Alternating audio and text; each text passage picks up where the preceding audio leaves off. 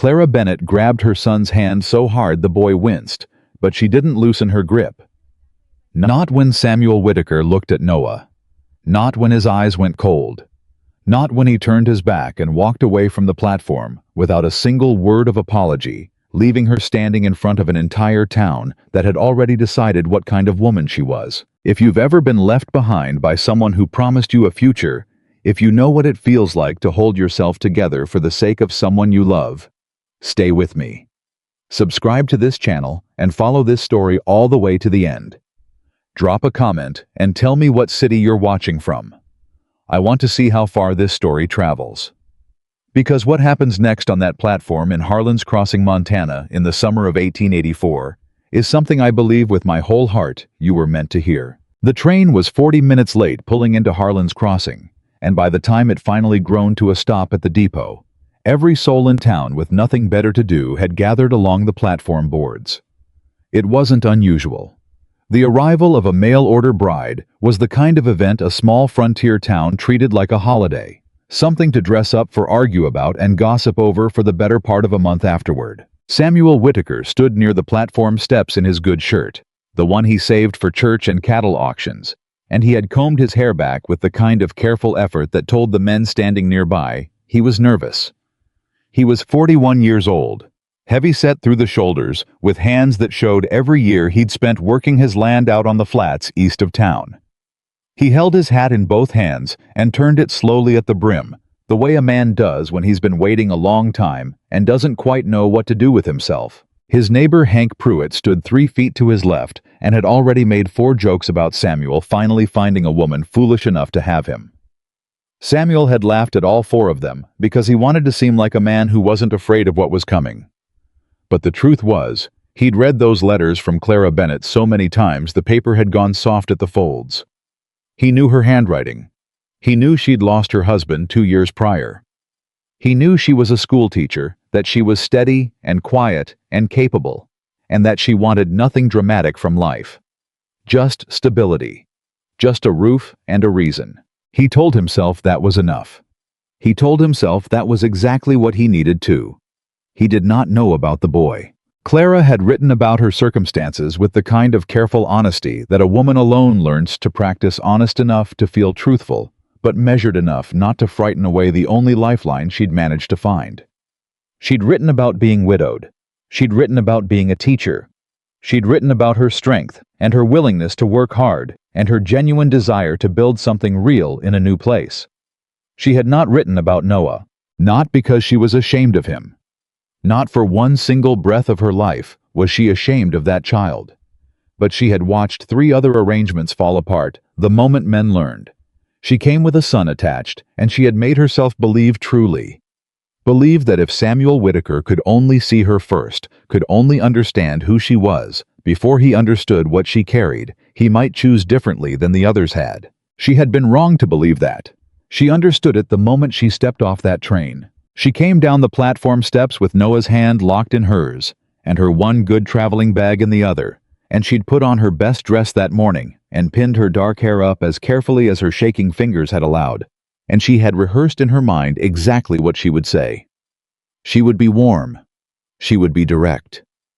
She would introduce Noah calmly and let Samuel see immediately that the boy was quiet and well-mannered and no trouble at all. And then she would give him a chance to adjust to the reality of things before she asked him to make any decision. She had played that conversation out in her mind perhaps 100 times between Missouri and Montana. She never got to say any of it. Because the moment she stepped onto the platform boards with Noah at her side, Samuel Whitaker saw the boy, and everything in his face changed. It wasn't rage. That would have been easier to reckon with. It was something colder, a slow collapse like watching a man realize he'd purchased land that turned out to have someone else's fence on it. He looked at Noah, and he looked at Clara, and his expression settled into something that was partly confusion and partly a kind of flat, quiet finality. "Mrs. Bennett," he said. "Mr. Whitaker." She kept her voice even. She kept her chin up. "I want to explain. You never wrote that you had a child." The words weren't loud. He didn't shout them. He said them plainly the way a man states a fact about weather or crop prices, and somehow that made them worse. Around them, the small crowd of onlookers went very still in the particular way that people go still when they sense they are about to witness something painful and private. "I know," Clara said. "And I should have. You're right that I should have written it plainly, and I'm sorry I didn't. But I'm asking you now to—" "I run a cattle operation," Samuel said. He'd stopped looking at her. His eyes had gone somewhere past her left shoulder, out toward the street, like the conversation was already over, and he was just waiting for a polite moment to leave. "It's hard work, long days. I needed a partner, Mrs. Bennett, not a—" He stopped. He glanced at Noah. The boy was 6 years old. He was small for his age, with his mother's dark eyes and his father's serious mouth, and he had been holding Clara's hand since the train stopped because he could feel the tension in her grip, even if he didn't fully understand its source. He was looking up at Samuel Whitaker with an expression of cautious, quiet hope that was one of the most heartbreaking things in the world to witness. Samuel looked away from it. "I apologize for your trouble," he said. "I'll pay for your return fare." "We don't need your return fare," Clara said, and her voice stayed level, but something shifted underneath it. Something pulled tight, the way wire pulls tight before it snaps. "We need you to at least allow me 5 minutes to speak." "I don't think that's going to change anything, ma'am." "You haven't heard a single word I've planned to say." "I think I've heard enough." He put his hat back on. He nodded once the way men nod when they want to seem like they're being decent about something they're not being decent about at all. And then he stepped around her. Not roughly. Not with any cruelty she could have pointed to and named. Just sideways and past her and gone down the platform steps and into the street, his neighbor Hank following after him with the sheepish pulled-in posture of a man who doesn't know what to say, and so says nothing. Clara stood where she was. The crowd was still watching. 2 women near the depot wall were already whispering, their heads bent together, their eyes cutting in Clara's direction with that particular brand of small-town scrutiny that disguises itself as sympathy. A man near the luggage cart shook his head slowly, the way people shake their heads when they've decided they've just witnessed the consequence of someone's poor judgment. A child somewhere behind Clara laughed at something unrelated, and the sound of it cracked through the air like a small injury. Noah's hand tightened in hers. "Mama," he said quietly. "Not yet, sweetheart," she said. Her voice was very controlled. Just a minute. She stood there for that minute. She gave herself that 1 minute to hold every feeling she had down beneath her ribcage where it couldn't show. She had learned that trick in the year after Daniel died, the year she'd had to learn how to grieve in the spaces between Noah's waking hours, how to fall apart quietly and reassemble herself before morning. She was good at it now. She was very, very good at holding herself together when the person watching her most closely was 6 years old and depending on her to show him what strength looked like. She picked up her bag. She squared her shoulders. She turned away from the retreating figure of Samuel Whitaker without looking at the crowd. "All right," she said to Noah. "Let's find somewhere to sit and think this through." "Where are we going to sleep?" he asked. "I don't know yet, but we'll figure it out." "Are we going home?" She almost said yes. It would have been so easy to say yes. But home was a boarding house room in Kansas City that she'd given up, a teaching position she'd resigned, and a life that had already proven it couldn't hold the two of them safely. There was nothing to go back to. "We're going forward," she said instead. "We're just going to figure out what forward looks like from here." Noah considered this for a moment with the grave, quiet seriousness that was particular to him, the expression Daniel used to call his old man face.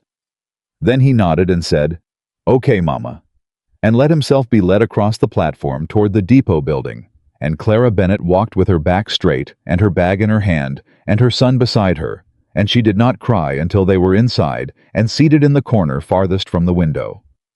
And even then, she cried quietly. And even then, she stopped after 2 minutes. Because she was a mother, and there was no time for more than that. The depot agent, a thin man named Coombs, who wore his mustache like it was the only dignified thing about him, looked at her over the counter with an expression that moved through something resembling sympathy before settling into the practical. She asked about accommodations in town. He told her Mrs. Eller ran a boarding house on the far end of Crane Street that it was respectable enough and the cheapest option she was likely to find. He said it without warmth, but without cruelty either. And Clara thanked him and stood and walked back out into the Montana afternoon with her son and her bag and the last $11 she had to her name. Mrs. Eller's boarding house was a narrow two-story structure that had once been painted white and now showed its age in the peeling grade boards beneath. The woman herself was somewhere past 60, thick-armed and sharp-eyed, and she looked at Clara and Noah with the measuring kind of attention that came from years of deciding who was and wasn't worth the trouble. $1.50 a week per person, she said. That includes supper. Breakfast you're on your own. I'd like one room, Clara said. For both of us. Boy sleeps in the room with you, it's still 2 persons. That's the rate. $3 a week. Clara did the arithmetic quickly and kept her face neutral about it. All right. You're the mail-order bride Whitaker sent back. It wasn't a question. Clara met the woman's eyes steadily. I am the woman who arrived on this afternoon's train looking for work and accommodations, yes. Mrs. Eller looked at her for another moment. Something shifted slightly in her expression, not softening exactly, but a kind of grudging recalibration. Rooms on the 2nd floor, she said. Corner window. Best view in the place for what that's worth. She held out her hand for the payment. Clara paid her and followed her up the stairs. The room was small and clean. The corner window looked out over the street and the late afternoon light came through it at a low angle and caught the dust in the air and made everything look briefly like it was glowing at the edges. Noah pressed his nose to the glass and looked down at the street below with the unbothered curiosity of a child who has not yet fully processed the weight of what just happened. I can see a dog, he said, a big brown one. Can you? He's sitting in front of the store, just sitting there. He turned to look at her. Do you think he's lost? Clara set her bag down on the narrow bed and pressed both hands flat against the quilt and breathed. I don't know, baby. Maybe he's just resting. He looks like maybe he doesn't have anyone. She looked at her son's face, the serious brow, the careful eyes, and felt something sharp move through her chest. She crossed the room and crouched down beside him and looked out the window at the dog. He was looking at a big, dusty brown animal sitting, very squarely, and still in front of the general store, with the particular dignity of a creature that has decided wherever it is, it belongs there. You know what I think? She said. What? I think that dog knows exactly who he is and exactly where he belongs, even if nobody else has figured it out yet. Noah thought about this. Is that like us? She put her hand on the back of his head and felt his hair under her palm, fine and dark the same as her own. That's exactly like us, she said. She did not sleep well that night. She lay in the narrow bed with Noah curled against her side, and she stared at the ceiling and went through the arithmetic of their situation with the relentless, precise attention that fear produces in the middle of the night when no other thoughts are permitted to interrupt it. $3 a week for the room. Food beyond what supper provided. She had $11 total. That was at absolute best 3 weeks. Probably closer to 2. She needed work. That was the single clear non-negotiable fact. She needed it within days, not weeks. She went through what she had to offer. Teaching. She had 6 years of teaching experience in Missouri with letters of recommendation that were real and solid and good. Sewing. She was competent but not exceptional. Cooking. Better than average. Reading, writing, accounting above average on all 3. Given that Daniel had let her help with his small business ledgers in the years they were married, she was not unskilled. She was not helpless. She was a woman with a 6-year-old and $11 in a town that had watched her get publicly rejected that afternoon, and she needed to find a way to make those assets outweigh those obstacles before her money ran out. She fell asleep somewhere past midnight, with that problem unresolved, and woke before Noah, with the same problem waiting for her, like an uninvited guest already seated at the table. She left him sleeping and went downstairs and out into the early morning before most of the town had stirred, and she stood on the porch of Mrs. Eller's boarding house and looked at Harlan's Crossing in the pale gray light before sunrise and tried to locate something in herself that felt like determination rather than despair. She found it. It was smaller than she would have liked, but it was there. She went to the laundry first because it opened earliest, and she had the sense that physical work was what might be available most readily. The woman who ran it, a German widow named Mrs. Brandt, looked at her with the clear, flat assessment of someone who hired and fired based on practicality alone. "I run this myself," Mrs. Brandt said. "I don't need help." "I'm experienced," Clara said. "I'm clean, I'm reliable, and I'll work any hours you need." "I said I don't need help." The general store. She spoke to the man behind the counter, a Mr. Gideon Falk, who smelled of tobacco and had the comfortable, settled look of a man who had been in the same building, doing the same thing for so long, that the idea of change of any kind was vaguely offensive to him. "No positions available," he said, not unkindly, but with the finality of a man who had said the same words so many times, they no longer required any thought. "I have experience with accounting," Clara said. "I can manage inventory records, customer accounts." "No positions available, ma'am." The restaurant on this main street, which called itself the Pioneer Dining House, and was neither as pioneering nor as house-like as the name suggested. The woman who ran it had hired a new girl just last week. The schoolhouse.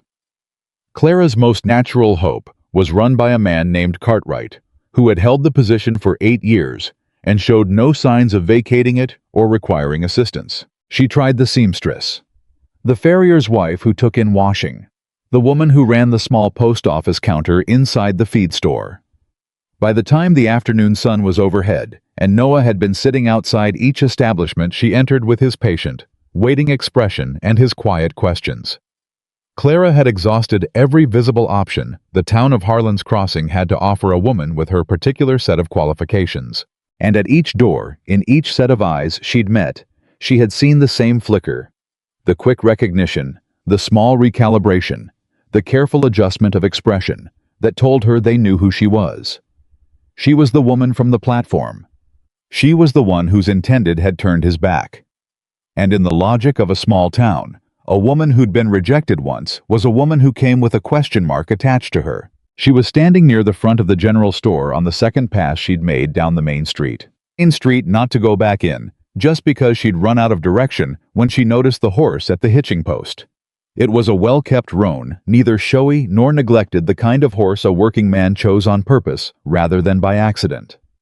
She noticed it because Noah had already noticed it and was standing a careful 3 feet away, with his hands clasped behind his back and his eyes wide, looking at the animal with the contained intensity of a boy who has been told more than once not to approach horses uninvited. "He's beautiful," Noah said without looking away. "He is," Clara agreed. "Can I touch him?" "Not without asking." "Who do I ask?" Before she could answer that, the door of the general store opened and a man came through it. He was somewhere around mid-30s, lean, without being thin, with the kind of quiet physical ease that came from years of hard outdoor work. He wore a plain brown vest over a work shirt, a hat pushed back enough on his head to suggest he wasn't trying to seem formidable, and he carried a small wrapped package from the store that he was settling into his saddlebag before he noticed that he had an audience. He looked at Noah first, then at Clara. "That your boy?" he asked. "He is," she said. She kept her tone neutral, braced for the next thing that usually came after that, which was some version of "that explains it." "He's been standing real still," the man said. "Most kids can't manage still around horses." "He's been practicing," Clara said. The man looked at Noah again. "You want to say hello to him?" Noah looked at Clara. She gave a small nod. The man stepped over to the horse and took Noah's hand and guided it up to the animal's nose with the comfortable confidence of someone who'd done this 100 times, not showy about it, just easy, like it was the natural thing to do when a kid wanted to meet a horse. The roan blew softly against Noah's palm, and the boy made a sound of pure delight that he immediately tried to suppress because he was 6 years old and trying to be serious about horses. The man smiled. It wasn't a wide smile, but it reached his eyes. "He likes you," he said. "Horses know." He looked up at Clara then, and the smile settled into something more careful. Not unfriendly, just considering. "You're Mrs. Bennett," he said. She held herself steady. "I am." "I'm Wyatt Carter. I work a spread out at Cedar Ridge Settlement, few miles east." He settled his hat. I heard what happened at the station yesterday. Most of the town did, she said evenly. Yes, ma'am. He didn't look away, or shift his weight, or do any of the things that usually happened when someone brought up the incident.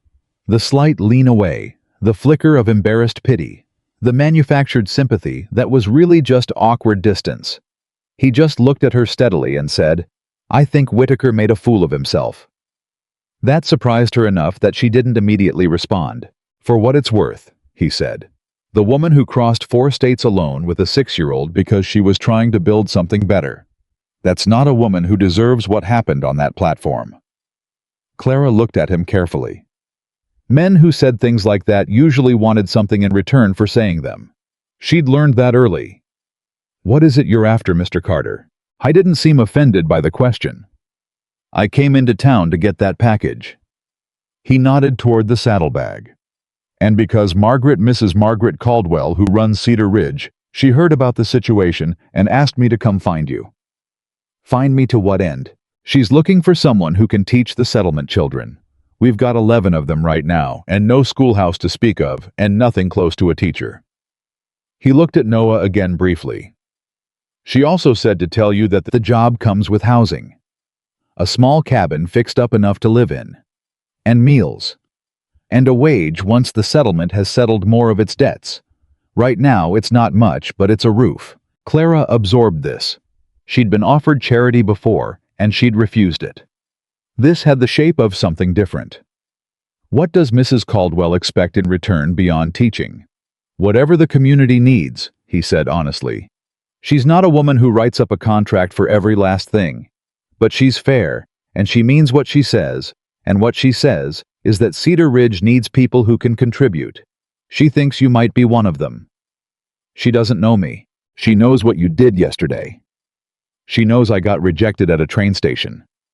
No, he said, and there was something firm and quiet in it. She knows you stood on that platform in front of half the town and didn't collapse.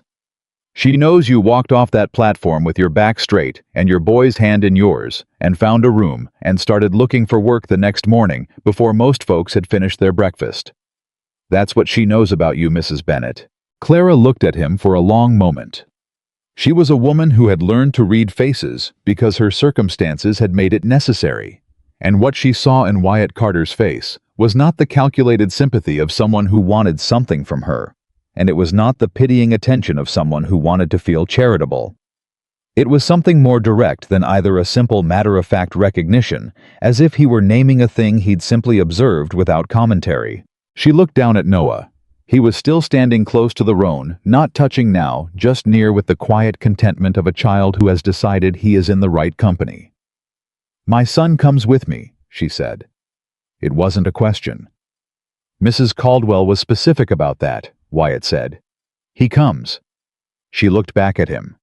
I'll need to think about it, of course. He reached into the front pocket of his vest and held out a card, not a printed one, but a piece of paper folded twice with an address, and the name Margaret Caldwell, written in clear, practical handwriting. We'll be heading back to Cedar Ridge day after tomorrow. If you want to come meet me here at first light. If you don't, I understand.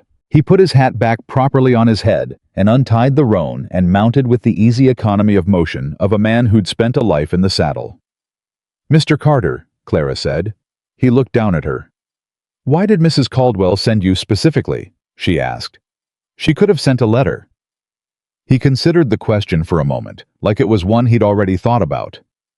She figured you'd had enough of letters, he said. Figured you might trust a person more than paper right now. He touched the brim of his hat to her and to Noah, and then he turned the roan and rode back up the main street at an easy walk, and Clara watched him go with the folded paper in her hand, and something working itself out in her chest that she couldn't quite name yet. Noah had come to stand beside her. He watched the horse and rider move away with solemn attention. Mama, he said, I liked that horse. I know you did, baby. And that man was nice. Clara looked at the paper in her hand. The handwriting on it was clear and without any flourish, just the words, just the information, just the fact of it. She turned it over twice in her fingers and thought about $11 and 3 weeks and every closed door she'd walked away from that day. "I think he might have been," she said quietly. That evening, she sat in the corner of Mrs. Eller's small dining room after supper and watched Noah eat the last of his bread with the focused dedication of a hungry child who has spent all day waiting patiently for a good outcome and is now rewarded with something simple and warm. She had the folded paper on the table beside her plate smoothed flat now so she could read it again. Cedar Ridge Settlement, east of Harlan's Crossing on the Old River Road. Margaret Caldwell. She thought about what she had. She thought about what she'd been offered. She thought about the difference between trusting a letter and trusting a person, and about what it meant that a woman who didn't know her had sent a man on horseback to find her because she'd seen something worth finding. She thought about the dog on the windowsill and what she'd told Noah about knowing where you belong even when nobody else has figured it out yet. She thought about Wyatt Carter's face when he'd said she knew you stood on that platform and didn't collapse. There was no calculation to do. Not really. There was just the recognition, slow and clear, that the only thing worse than moving toward an uncertain thing was staying where she was. She picked up the paper and folded it carefully and put it in the pocket of her dress. "Noah," she said. He looked up from his bread. "We're going to Cedar Ridge," she said. "I thought about this for a moment. Is that far?" "A few miles east." "Will there be horses?" She felt something shift in her chest, not quite a smile yet, but something in that direction. "I expect so." He returned to his bread with the satisfied nod of a child whose most important question has been answered. Clara watched him eat and held herself very still against the feeling that moved through her. Not hope exactly. Not yet. But the quiet, careful predecessor to hope. The state of being willing to believe that one more door might not close. She had been rejected in front of a whole town. She had been turned away from every door she'd knocked on in Harlan's Crossing. She had $11 and a 6-year-old son, and a name that was already a story people told. But she had also been found on an ordinary afternoon by a man on a roan horse who didn't look away when she met his eyes. And she had been told that a woman she'd never met had looked at what she'd done on that platform and called it worth something. That was not nothing. That was in fact everything she had to work with. And Clara Bennett, who had crossed 4 states because she refused to stop trying, had always known how to work with what she had. She pressed her hand briefly against her pocket, feeling the folded paper there. Day after tomorrow. First light. She was going to be there. The morning Clara Bennett chose to leave Harlan's Crossing, she was up before the sun. She didn't sleep the last 2 hours before dawn. She lay in the dark, listening to Noah breathe beside her, and went through every reason this could go wrong. And there were plenty of reasons, and she knew each one by name. She'd trusted a letter before. She'd packed a bag before. She'd made a decision that felt like forward and turned out to be a wall. She knew exactly what that cost a person. She knew exactly the particular weight of arriving somewhere full of hope and leaving with nothing but the child in her hand and the pride left in your spine. But she also knew something else now. She knew what it felt like to have every door in a town close in your face in a single day. She knew what it meant to sit at a stranger's supper table with $11 in your pocket and nowhere to put your next week. And she knew she had learned this the hard way, the way women learn most things that matter. That staying still because you were afraid of moving wrong was just another way of letting the world make your decisions for you. She wasn't going to let the world do that anymore. She dressed quietly. She helped Noah into his clothes while he was still half asleep and murmuring small, confused questions, and she whispered answers to each one. Yes, we're leaving. Yes, today. Yes, bring the rabbit. And she carried her bag in one hand and her son's hand in the other, and went down the stairs of Mrs. Eller's boarding house before the woman herself was awake. She left the correct amount on the front table, along with a note that said simply, "Thank you for the room. It was clean and fair." She meant it. The main street of Harlan's Crossing was gray and still. At that hour, the light just barely separating itself from the darkness over the eastern ridge, and the air had the particular cold clarity of a Montana summer morning before the heat started building. The general store was dark. The restaurant was dark.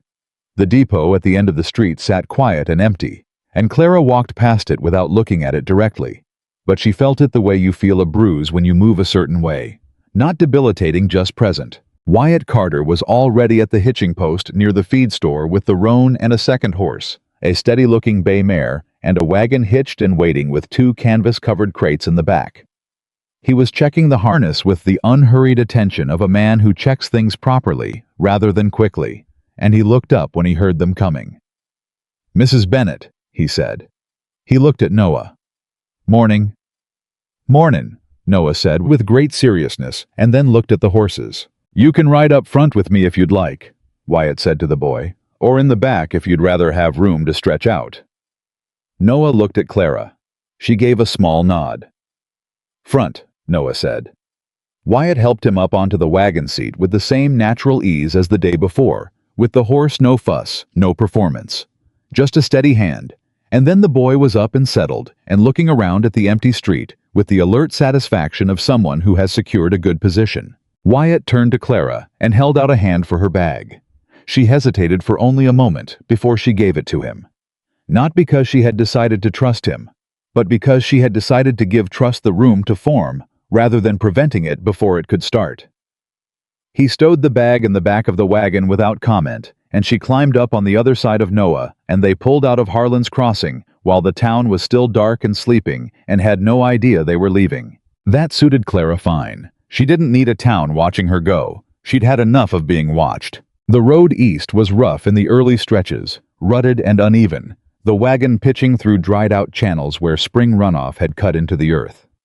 Noah sat between them with his hands in his lap and his eyes moving from one side of the road to the other, with the constant, thorough attention of a child cataloging a new world.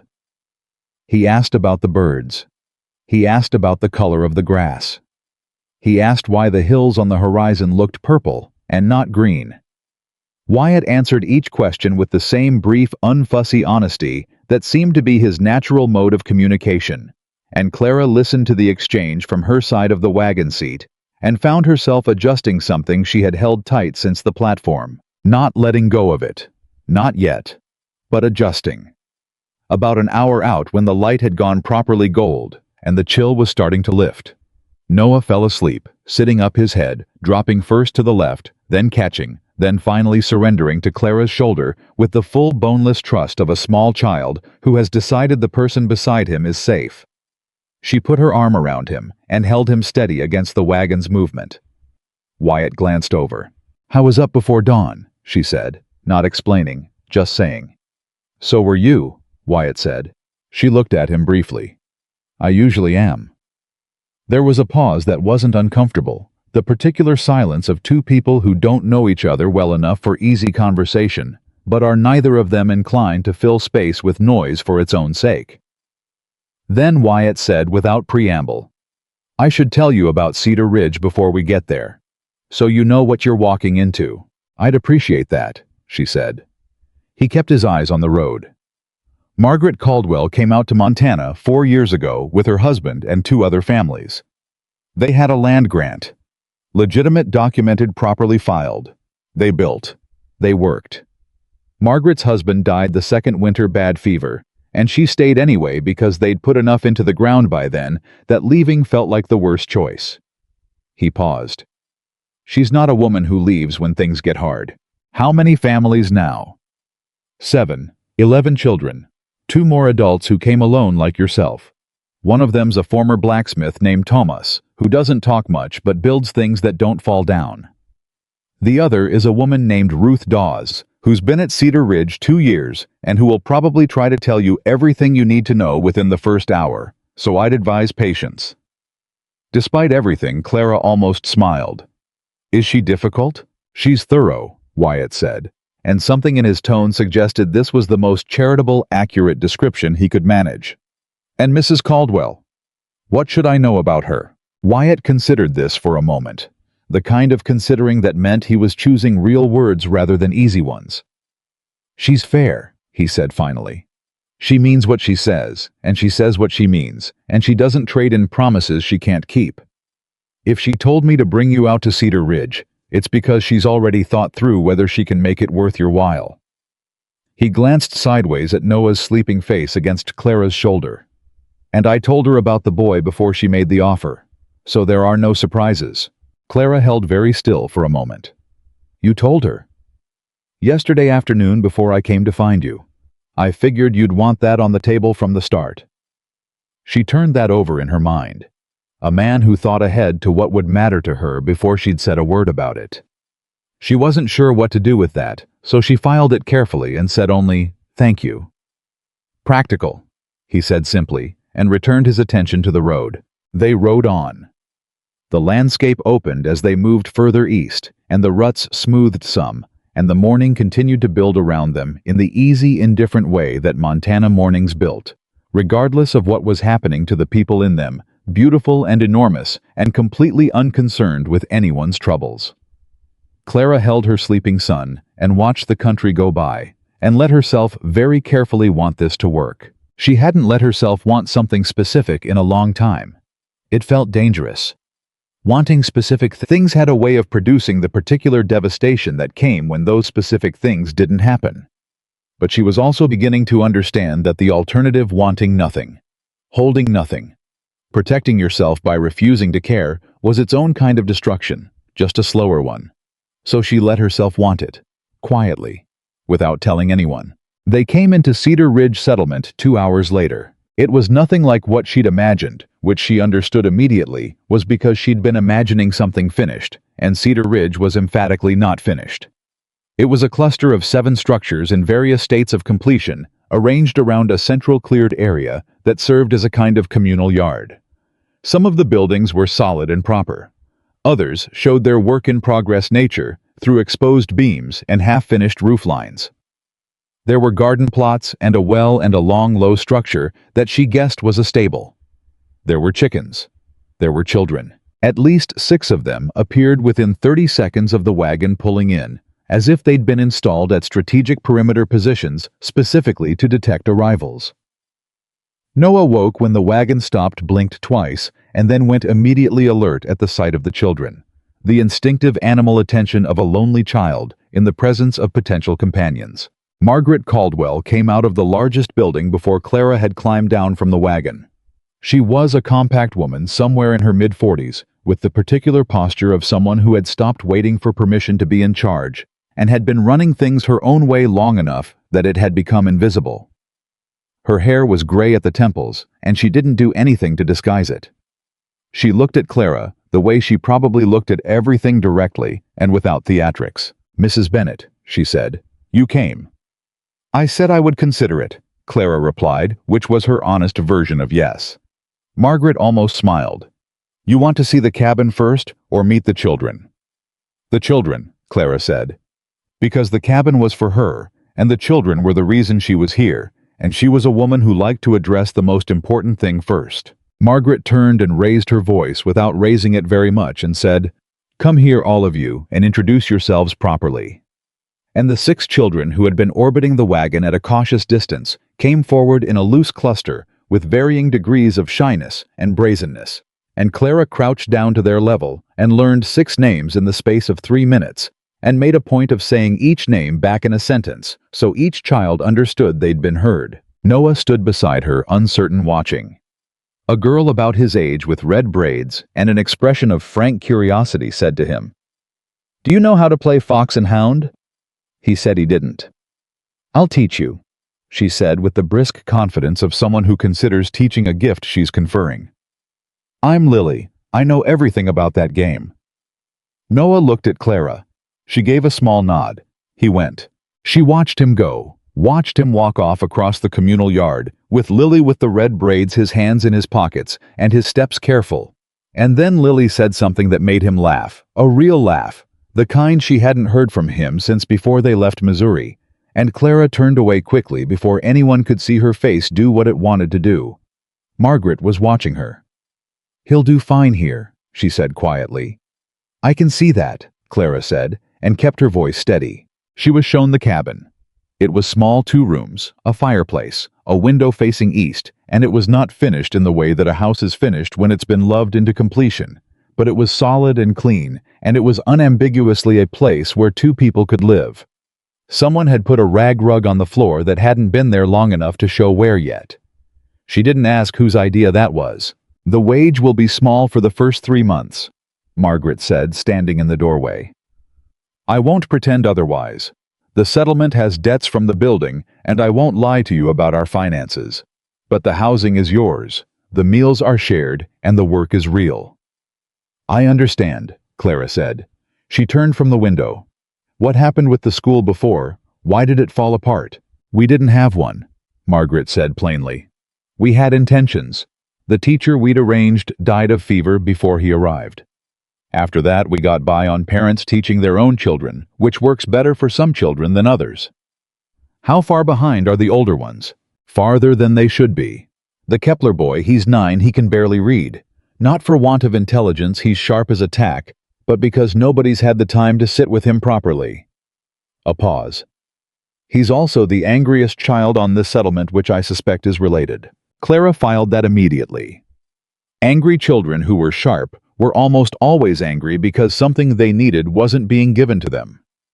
She had encountered 3 of them in her teaching years and knew exactly what to do. "I'll start with him," she said. Margaret looked at her for a moment. "You're already planning." "I've been planning since the wagon."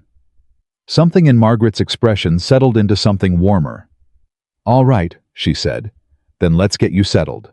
The first week at Cedar Ridge was nothing like the arrival. The arrival had been in its way, structured a beginning with a shape to it. The wagon and the introductions and the children and the cabin. What followed was far more formless and demanding and real. Clara discovered on the first morning that the schoolhouse was in fact a corner of the large communal building with 4 benches, 2 chalkboards of which one was badly cracked, and a collection of books that ranged from genuinely useful to baffling.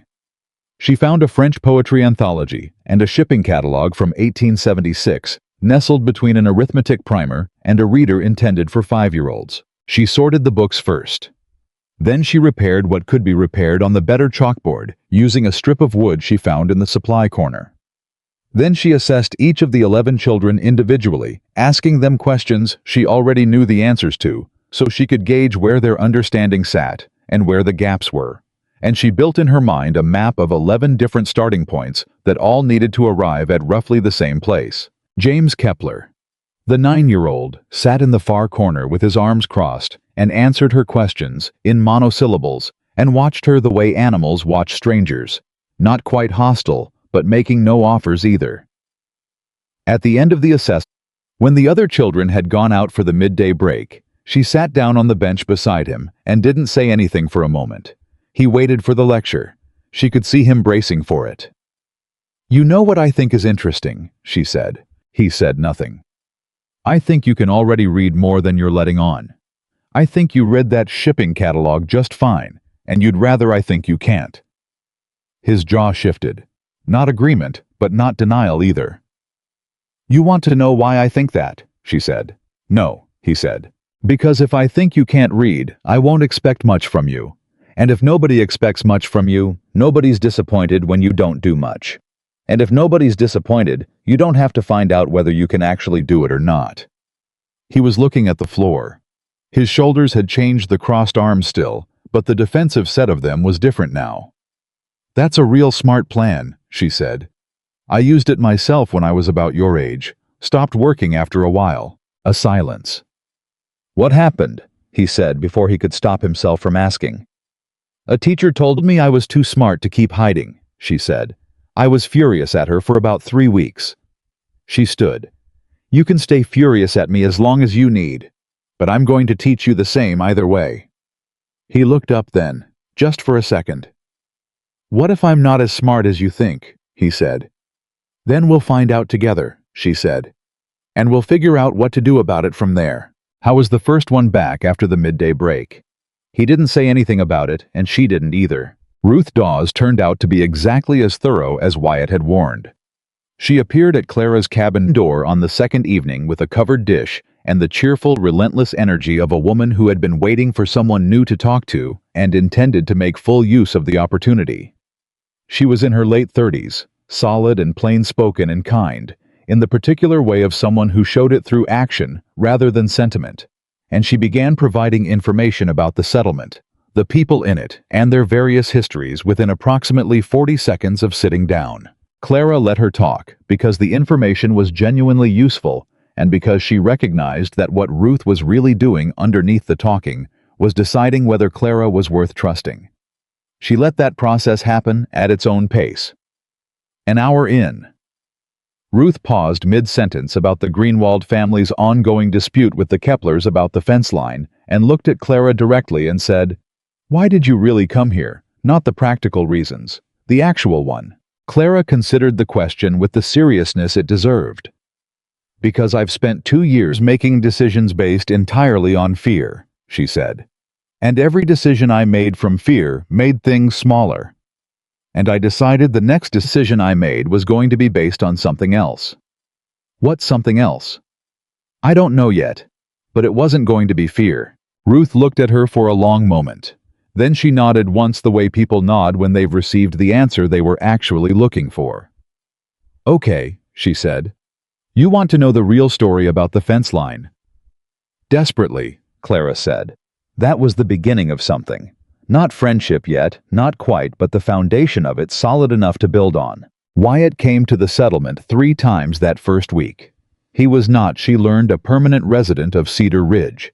He had his own claim, a small spread 2 miles further east, and he worked it alone, but he had a kind of informal relationship with Cedar Ridge that involved showing up when things needed doing and not talking very much while he did them. He repaired the sag in the communal building's roof on the first day. He mended this fence on the 3rd. He spent an afternoon helping Tomas the silent blacksmith with a piece of equipment that had stopped working properly. He spoke to Clara when they were in proximity, not avoiding it, not engineering it, just speaking when speaking was natural and not speaking when it wasn't. He asked how the teaching was going. She told him about James Kepler.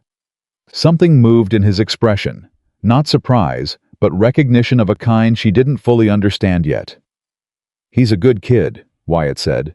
"He just doesn't believe it." "He will," Clara said. Wyatt looked at her, and what she saw in his face then was the same thing she'd seen on the main street of Harlan's Crossing, that direct, uncomplicated recognition, as though what she'd said was simply a fact he was noting. "Yeah," he said, "I think he will." On the 5th day, Noah came to her at the end of the school session with a muddy knee, a broken strap on his left shoe, and an expression of the kind of satisfied exhaustion that only comes from a day lived entirely in the present tense, running and laughing and being fully occupied and not thinking about train stations or closed doors or the long weeks of Missouri boarding houses. "Lily says her pa might let us ride the horses on Saturday," he said. "If it's okay with you." "We'll see," Clara said, which was her version of probably yes. "I told her about the dog in Harlan's Crossing," he said. "The one that knew where he belonged." Clara straightened the books on the bench beside her. "What did she say?" "She said she thought that dog probably belonged at Cedar Ridge," he said seriously. "Because everybody here is kind of like that. Like they belong somewhere, and they just had to find out it was here." Clara held very still. Out of the mouths of children, she thought, and did not say it aloud, but pressed it somewhere she could find it again later. She was walking back from the communal building that evening, in the last of the fading light, when she became aware of something she hadn't been expecting. She became aware of the absence of the feeling she'd been carrying since before Missouri, the low, constant, exhausting pressure of not knowing what came next. It wasn't gone. She wasn't naive enough to think it was gone. But it had loosened. The way a fist loosens when it's been clenched so long it finally gives out and opens, not from comfort, but from simple muscle exhaustion, and then discovers that open is a better position anyway. She was standing in the yard between the communal building and her cabin when Wyatt came around the corner of the stable and nearly walked into her. He stopped. She stopped. "Sorry," he said. "Didn't see you." "It's fine." She held her ground. The light was going fast and the settlement had gone quiet, children inside, adults settling toward supper. He looked at her with the considering expression she was beginning to recognize as his default mode when he had something to say and was deciding how to say it. "You're staying," he said, not a question. "I am," she said. "Good."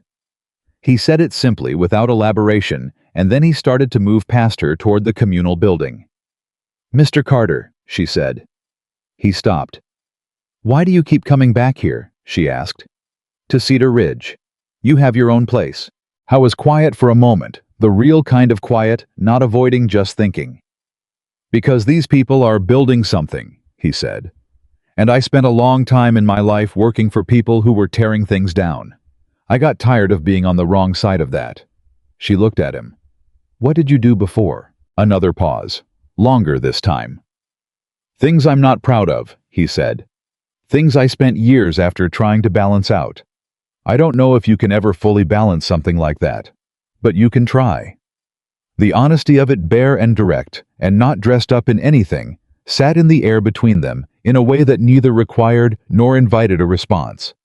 She didn't offer one. She just met his eyes and let him have the truth of what he'd said, without asking him to elaborate or defend it. "Get some rest, Mrs. Bennett," he said finally. "You too, Mr. Carter." He went inside. She stood in the yard alone for another moment in the dark, and thought about men who were trying to balance something, and women who were trying to build something, and how sometimes the people doing both of those things ended up in the same place, not by plan, but by the strange accumulating logic of people being drawn toward others who understood what it cost to keep choosing forward. She thought about Noah saying, "I think that dog knew exactly where he belonged, he just had to find out it was here." She thought about the folded paper she'd kept in her pocket all the way from Harlan's Crossing. The one with the simple address and the clear handwriting and no promises she couldn't trust. And she went inside. But even as she moved toward the cabin, toward Noah's sleeping warmth, and tomorrow's lesson plans, and the small ordinary shape of a life beginning to form itself around her, she couldn't shake the feeling that something else was coming. Not a threat exactly. Not yet.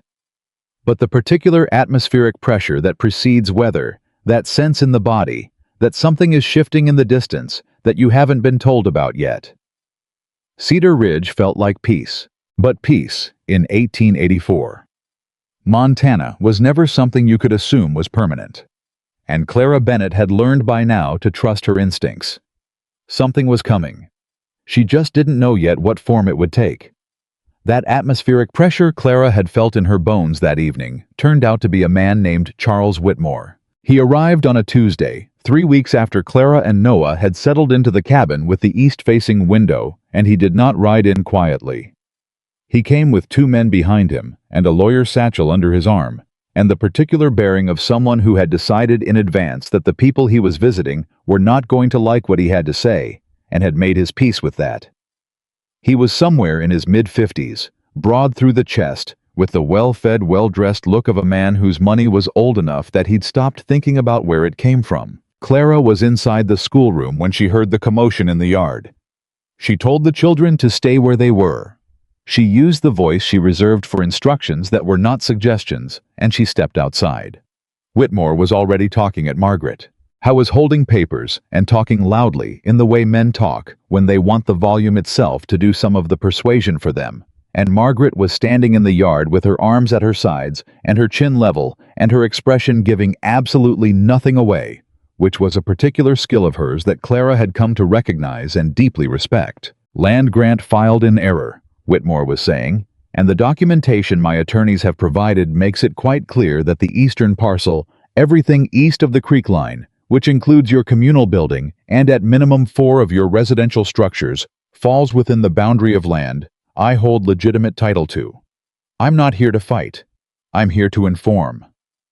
"You're here to threaten," Margaret said.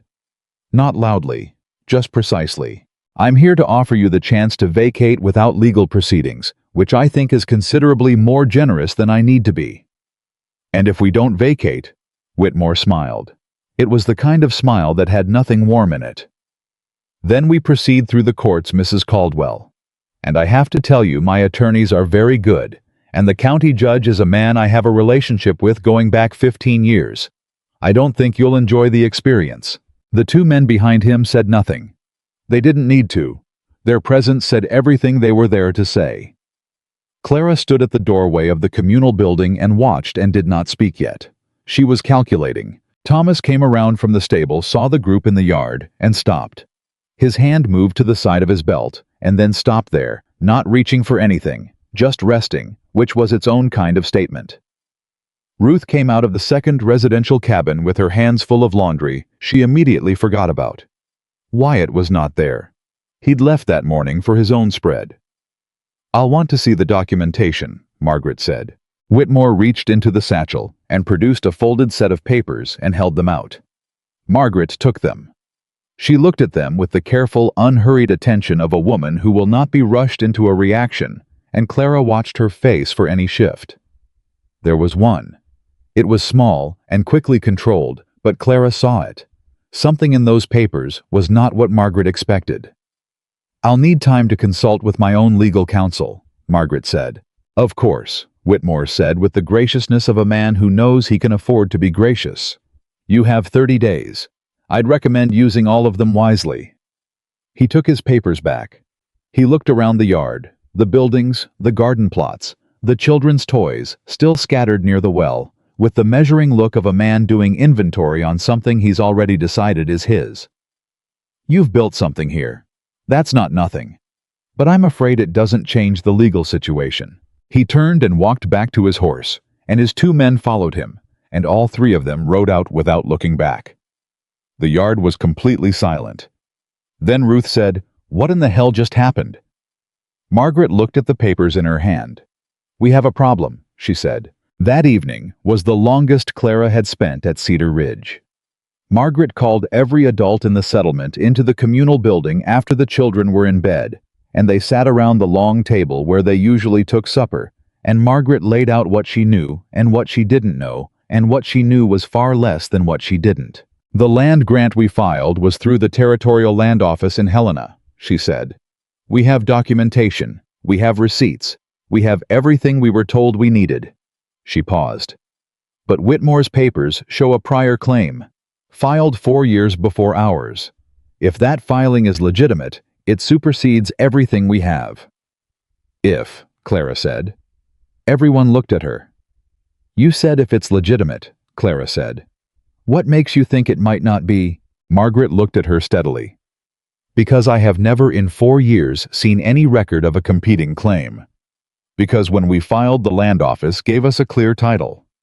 Because Charles Whitmore has been buying up land across 3 counties in the last 2 years, and there have been rumors about how some of those purchases came together." She set the papers down. "But what I think and what I can prove are 2 very different things." "What do we need to prove it?" Clara asked. "The original survey records," Margaret said. "The actual land office filings, the dates and the documentation that would show whether Whitmore's claim was filed when he says it was, or whether those papers were created after ours." A pause. "Those records are in Helena," Tomas said from his end of the table. "Who goes?" Silence. Wyatt had ridden in just before the meeting, and he'd been sitting at the far end of the table without speaking, which was not unusual for him, except that the quality of his silence was different tonight, not passive, but working. He said, "Now, I'll go. I know the land office there. I worked a survey crew through that territory 6 years ago." "You know people there?" Margaret asked. "I know enough." He looked at Clara across the table. "You should come." She hadn't expected that. "Why me?" "Because you can read legal documents and understand what you're reading," he said. "I can find the files. I need someone who knows what they're looking at when we find them." Clara thought about the school. She thought about 11 children, and James Kepler, and Lily with the red braids. She thought about Noah. She looked at Margaret. "How long would we be gone?" 5 days at minimum," Margaret said. "Probably 7. "Noah stays here," Clara said. It wasn't a question. She was telling Noah's next 7 days, not asking for them. "Ruth, will you?" "Already planning on it," Ruth said before she finished the sentence. Clara turned back to the table. "Then we go," she said. "When do we leave day?" "Thursday," Wyatt said. 2 days to get the wagon ready and for me to write ahead to a contact in Helena." "All right." Clara looked at the papers Margaret had set on the table. "Can I look at those tonight?" She took them home and read them by lamplight after Noah was asleep, sitting at the small table in the cabin's front room, with her feet tucked under her chair and the lamp pulled close. She read every line. She read the footnotes. She followed the legal citations and the land survey numbers and the boundary descriptions, and somewhere around the 3rd hour, something nagged at her. The survey numbers. A land claim referenced coordinates mapped against a survey. The coordinates in Whitmore's claim were formatted in a way she'd seen before. She'd helped Daniel file a property transfer once years ago in Missouri, and the surveyor had explained the formatting system to her because she'd asked, and he'd been the kind of man who didn't mind a woman asking. The system had a specific internal logic. These coordinates had the right numbers, but the wrong logic. Subtle, easy to miss, but wrong in the way that a copy of something is always slightly wrong when the person making the copy doesn't fully understand what they're copying. She sat up straight. She read it again to be sure. She was sure. She went to the door and stood in the dark for a moment and pressed her hand against the wood and breathed and thought, this is something. This might be everything. But she needed a surveyor or a land records clerk to confirm it. Someone with official knowledge, or it was just a woman at a table in Montana with a theory.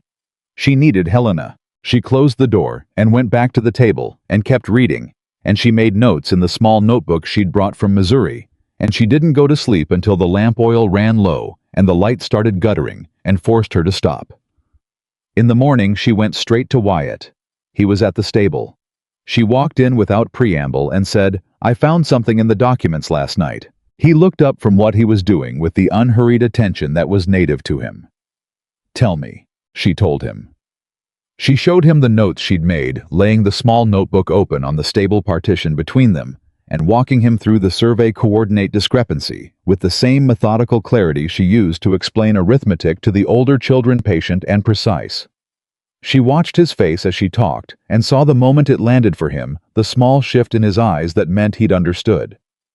That's a forgery, he said. I think it's evidence of one. I'm not a surveyor. But the internal logic is wrong, and there's a reason it's wrong. And the reason is that whoever created that document didn't fully understand the survey system they were working from. She paused. If we can get to the Helena Land Office and pull the original filings and compare them to what Whitmore submitted, the discrepancy will either be there or it won't. Wyatt was quiet for a moment. And if it's not there, if his claim is clean, then we lose, she said. And I'd rather know that than spend 3 years fighting something that can't be won. He looked at her with the considering expression she'd come to recognize. You worked all night. I slept a few hours. You should have come and gotten me. It was 2 a.m. Doesn't matter, he said simply, not reproachfully, just stating a preference for the record. Next time it doesn't matter what hour it is. She looked at him for a moment. Next time. She filed that also. We should leave tomorrow instead of Thursday, she said. We need every day we can get. He nodded. I'll have the wagon ready by first light. The ride to Helena took 4.5 days. The road was long and difficult in places, and the weather turned uncertain on the second day, bringing the kind of driving summer rain that soaked through everything and turned the tracks to mud and made conversation an effort not worth the noise it required. They camped rather than riding through to towns, which meant 4 nights in camps that Wyatt set up with the same functional efficiency he brought to everything. A fire shelter, practical arrangements that prioritized use over comfort and didn't require discussion. Clara was not. She discovered a woman who minded camping. She had rougher instincts than the life she'd led in Missouri had required her to use, and she found something clarifying about sleeping close to the ground and waking to the actual weather rather than a Windows version of it. They talked more on that trip than they had in the previous 3 weeks combined. Not about themselves at first. About the case, the documents, what they needed to find, and how to find it.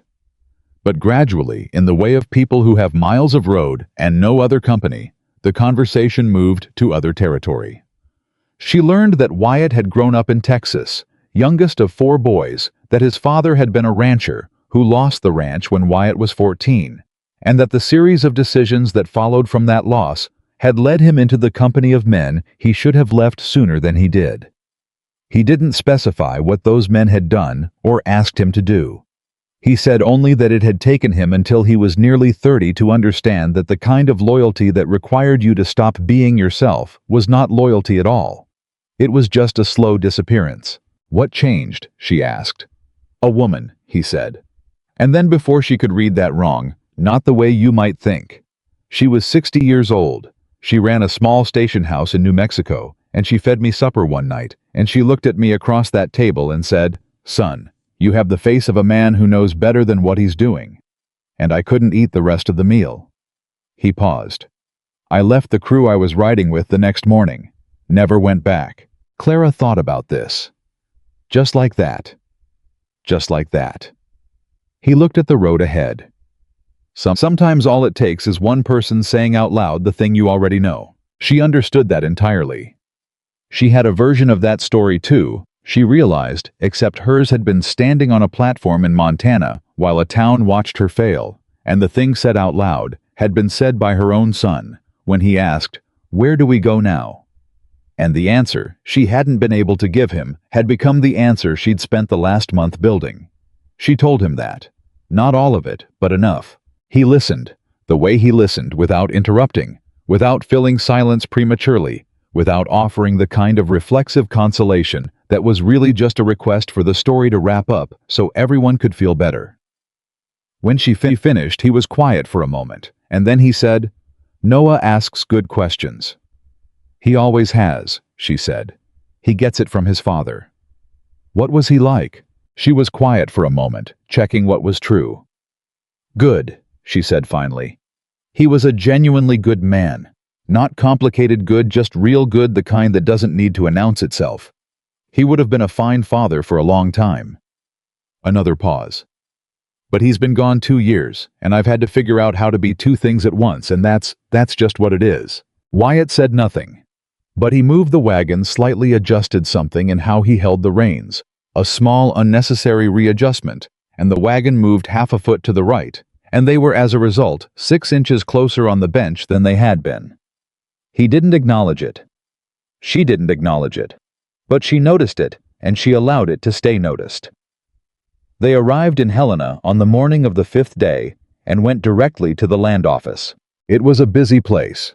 A narrow building on a busy street with 2 clerks behind a long counter and a wall of shelving behind them, stacked with ledgers and bound folders, and the organized accumulation of every land transaction that had moved through this territory in the last 20 years. The clerk who came to help them was young, helpful, and thorough, and when Wyatt explained what they needed, the clerk's helpfulness became slightly more cautious. "Those records are a matter of public access," the clerk said carefully. "But I'll need to verify the filing numbers before I pull them." They gave him the numbers. He went back into the shelving and was gone long enough that Clara had time to feel the silence in the land office take on a specific weight. She stood very still at the counter and kept her breathing even, and did not let herself think about what happened if the records simply weren't what she hoped they were. Wyatt was standing beside her, close enough that she was aware of him without looking. She didn't look. The clerk came back with 2 large ledgers and a folder of loose documents that he set on the counter with the careful attitude of someone handling something that required care. "I've pulled the primary survey ledger for this grid section," he said, "and the original filing documentation for both claims in question."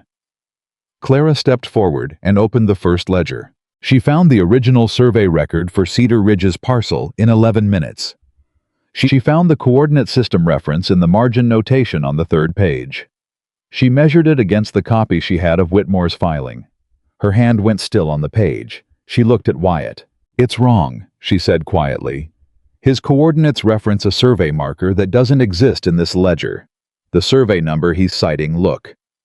She turned the ledger toward him and pointed. "This survey was conducted in 1879. Whitmore's claim cites it as conducted in 1875, 4 years before it happened." Wyatt looked at the numbers. Then he looked at the clerk. "Can you see this?" he said. The clerk leaned over.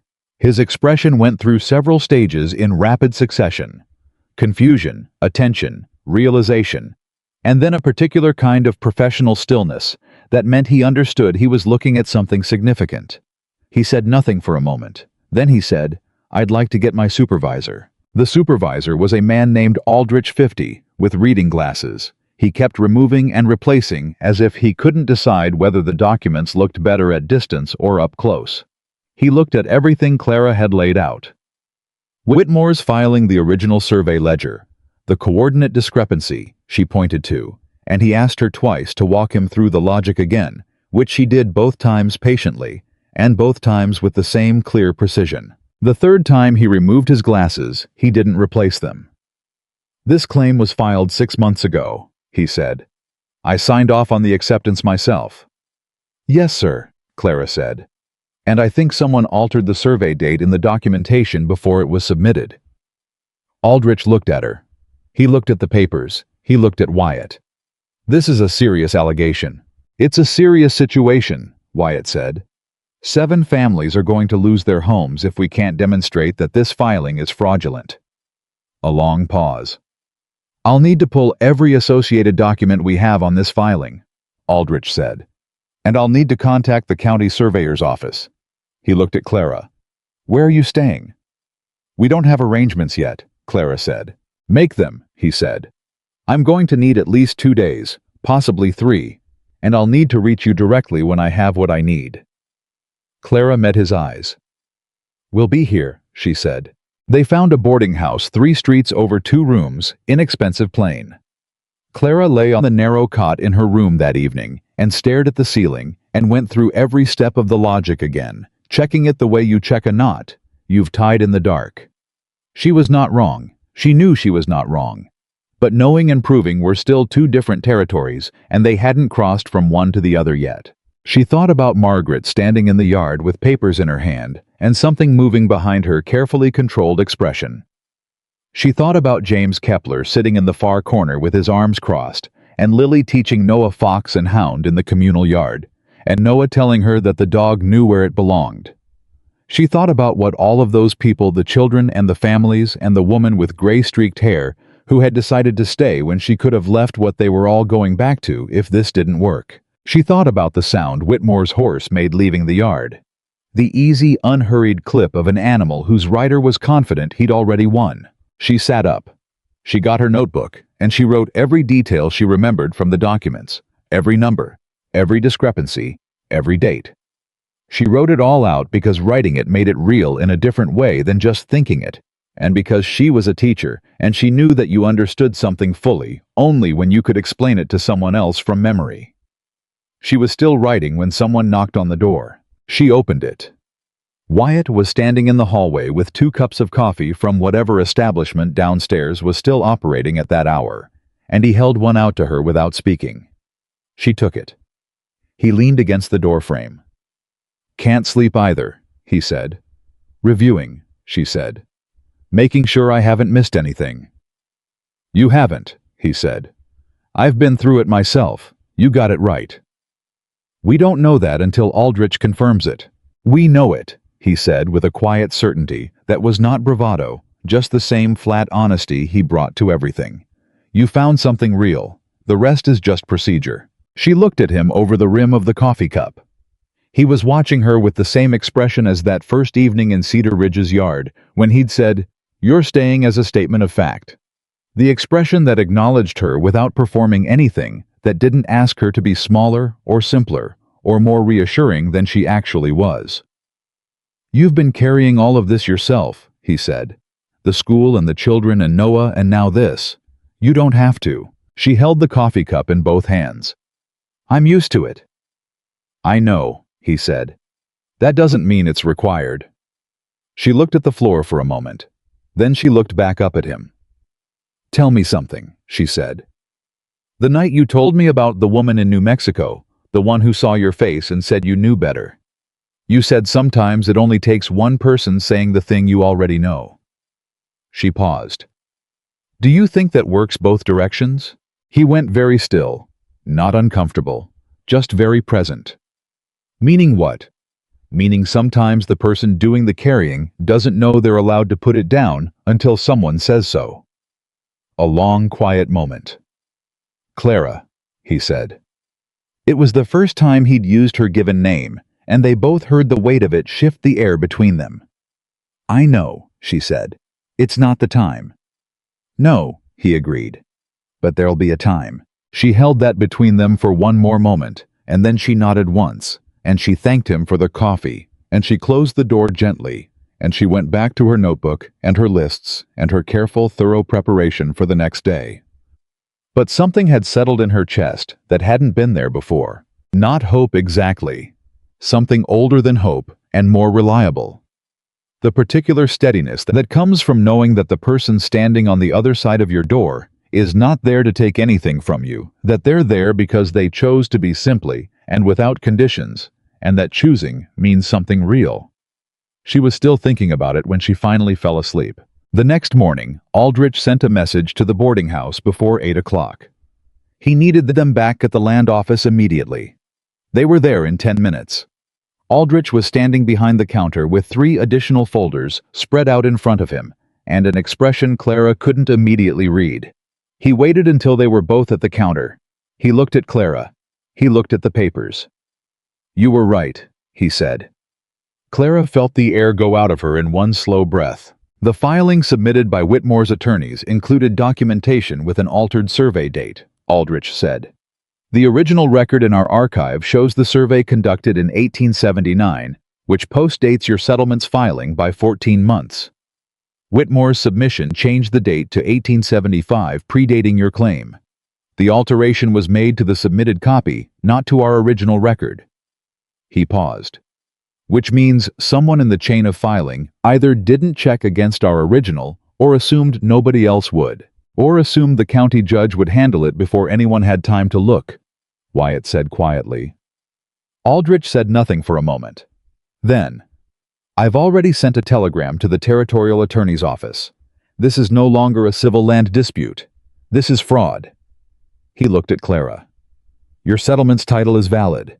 Whitmore's claim is not." Clara pressed her hand flat on the counter. She needed something solid under her palm for a moment. She thought about Margaret's face in the yard, about the children in the schoolroom, about Noah asking, "Where do we go now?" "How long until it's officially resolved?" she said.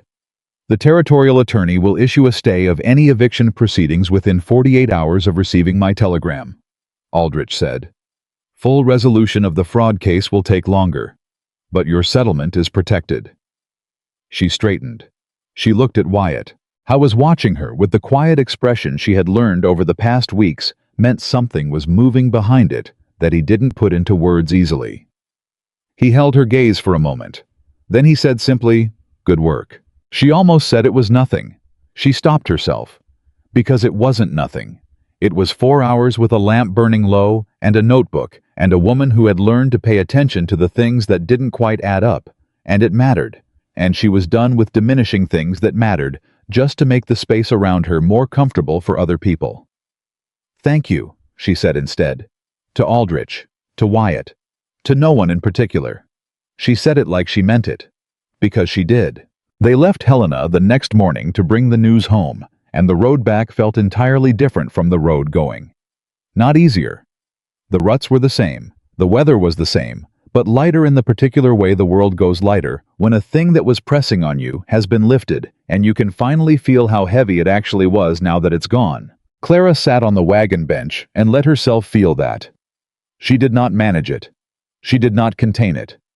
She simply let it be there, which was something she was still learning to do, and sat with her face turned toward the road ahead, and let Montana be enormous around her while it happened. Somewhere on the second day back, Noah was at Cedar Ridge finding out the news from Ruth.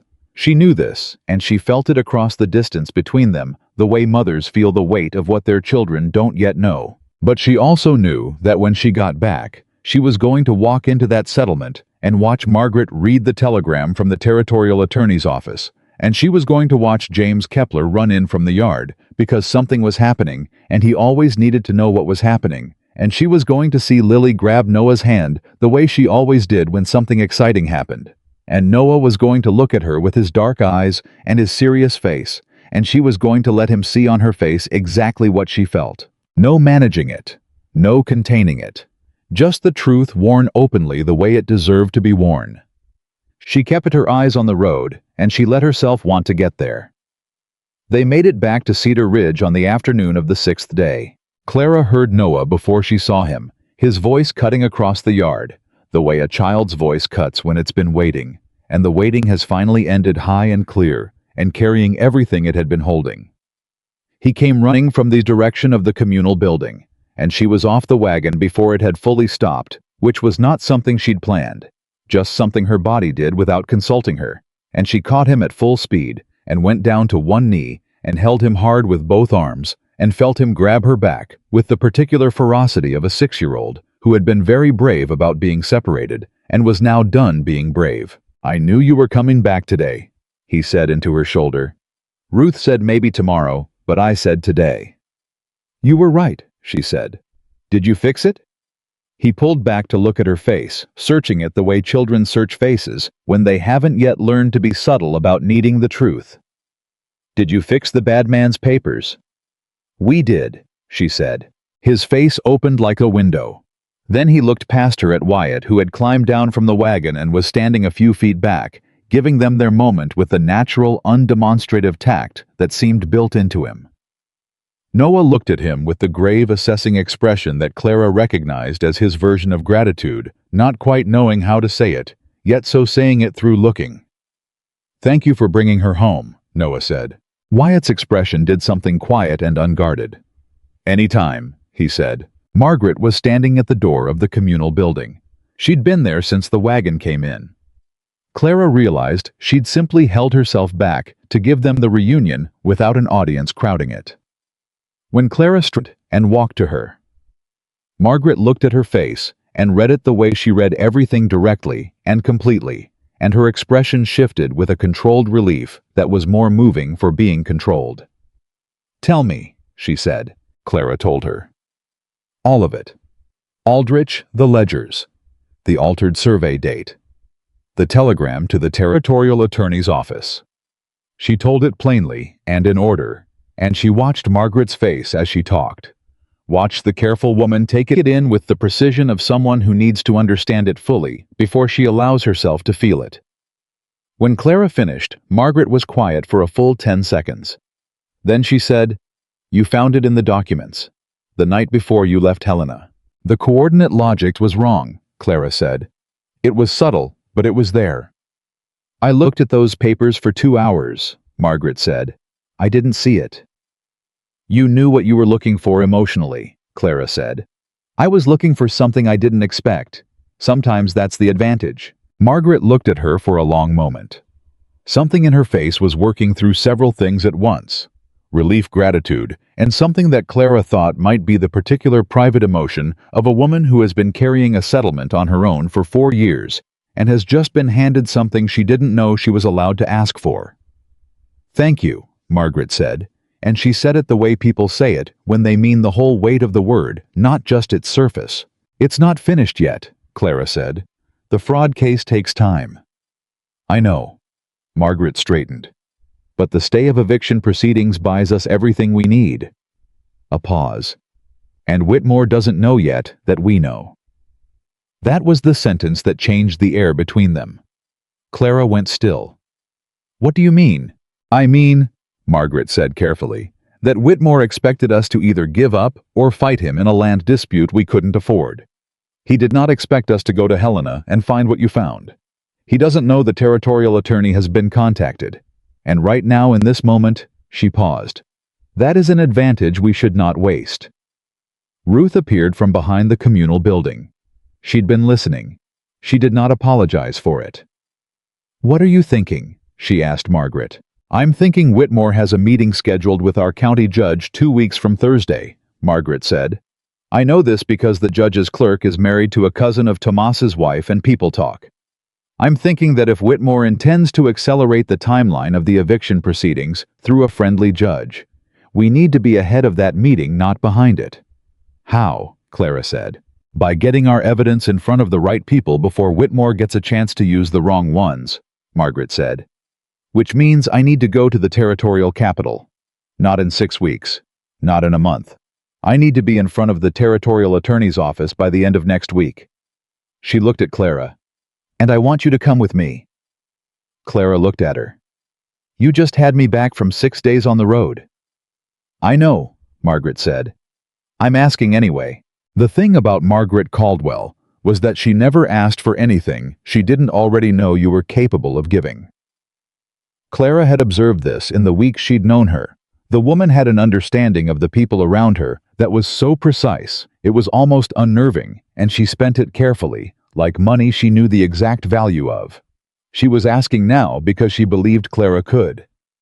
"When do we leave?" Clara said. Wyatt, who had been standing at the edge of the conversation with the quiet patience of a man who knew when to be present without inserting himself, said, "I'll go ahead and send a telegram to the contact Aldrich gave us. Give them warning we're coming." Clara looked at him. "You're not coming this time." "No," he said. "I'm staying here."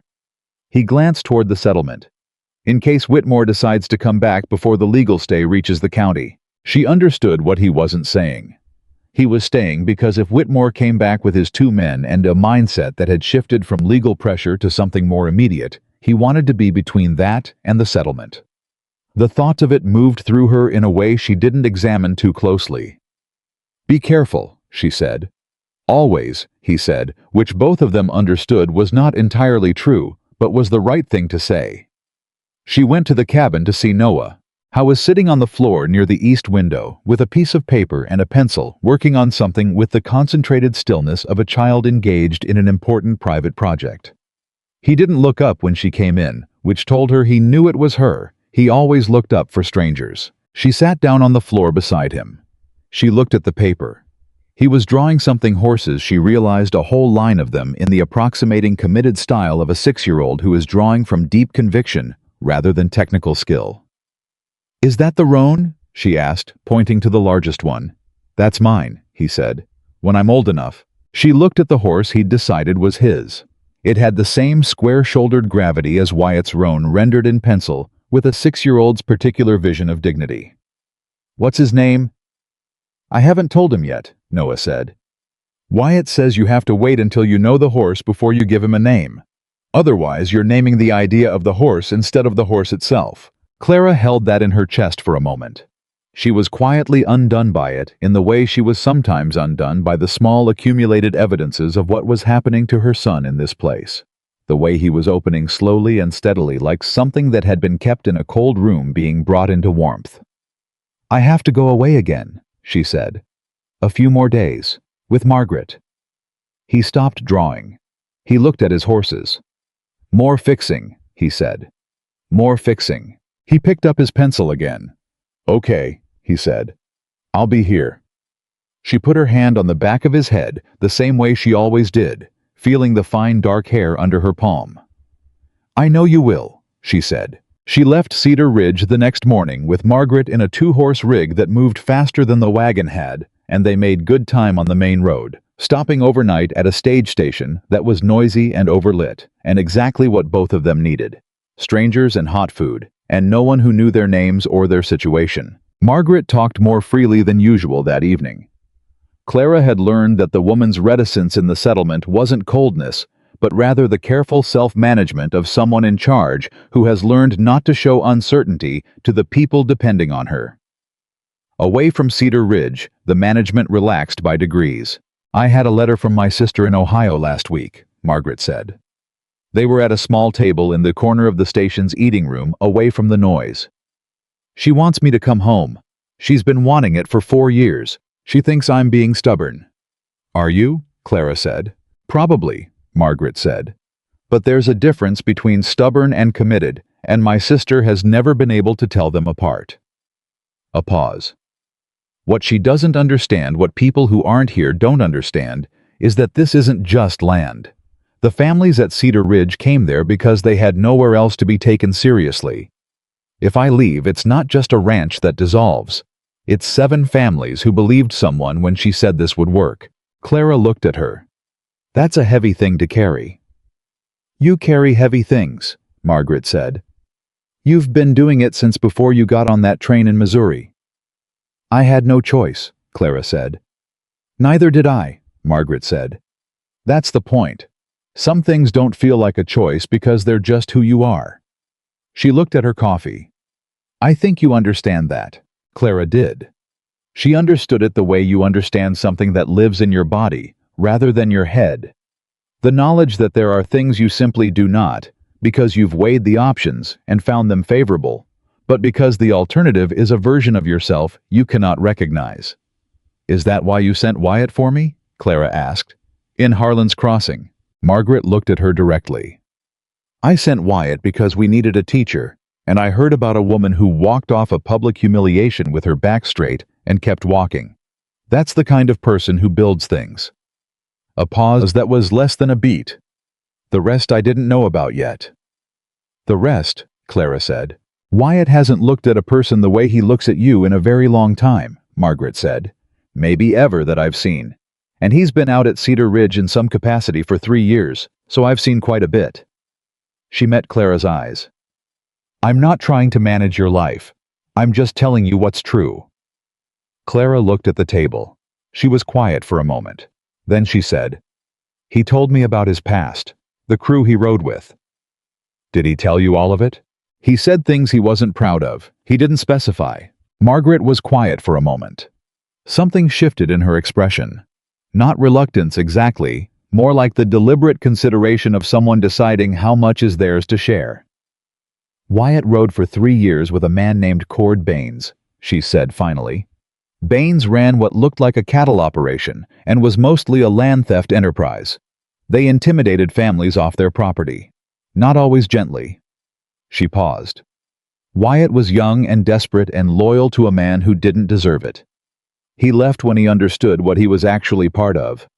He has never spoken about it publicly, and I've never told anyone. She met Clara's eyes again. I'm telling you because you deserve to know who you're dealing with fully, not in pieces. And because I think it changes nothing, but that's your decision to make. Clara sat with that. She let it settle the way real information settles, not reacting immediately, just letting it find its level. She thought about what Wyatt had said on the road. I spent a long time working for people who were tearing things down. I got tired of being on the wrong side of that. She thought about the way he'd guided Noah's hand to the horse on the very first day, and the way he'd showed up at Cedar Ridge 3 times that first week to fix things that needed fixing, and the way he'd said next time, it doesn't matter what hour it is. It changes nothing, she said. I thought so, Margaret said. The territorial attorney's office in Helena was a different kind of institution from the land office, more formal, more crowded with the weight of official consequence, staffed by men who had the look of people who dealt in serious matters every working day and had calibrated their expressions accordingly. The man who saw them was named Hargrove, mid-40s, careful with the precise verbal habits of someone who chose every word the way a craftsman chooses a tool. Margaret presented their case. She was extraordinary at it. Systematic, unsparing, with the kind of composed authority that came from having nothing to hide and nothing to lose by saying everything directly. Clara supplied the technical detail on the documentation fraud when Hargrove asked for it, walking him through the survey coordinate discrepancy with the same patient precision she'd used with Aldrich, and watching for the moment it registered in his face. It registered.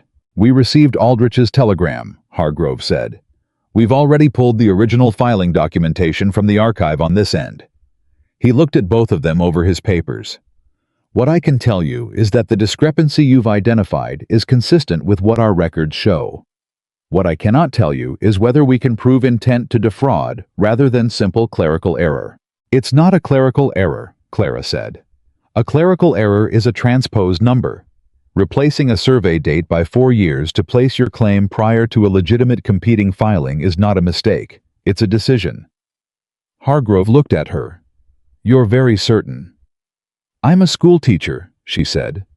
I've spent 6 years explaining the difference between a mistake and a choice to children. I know the distinction very well. Something moved in his expression, not quite a smile, but adjacent to one. He looked back at his papers. The challenge, he said carefully, is proving who made the change. Whitmore's attorneys prepared the filing. Whitmore himself may or may not have been directly involved. Then pull the attorneys, Margaret said. We intend to, Hargrove said. But I want you to understand the timeline. The investigation of the attorneys will take weeks, possibly months. The stay of eviction proceedings, Clara said. How quickly can that be issued? It will be in the county clerk's office by end of this week, Hargrove said. Whitmore will not be able to proceed with any eviction action while the fraud investigation is open. He paused.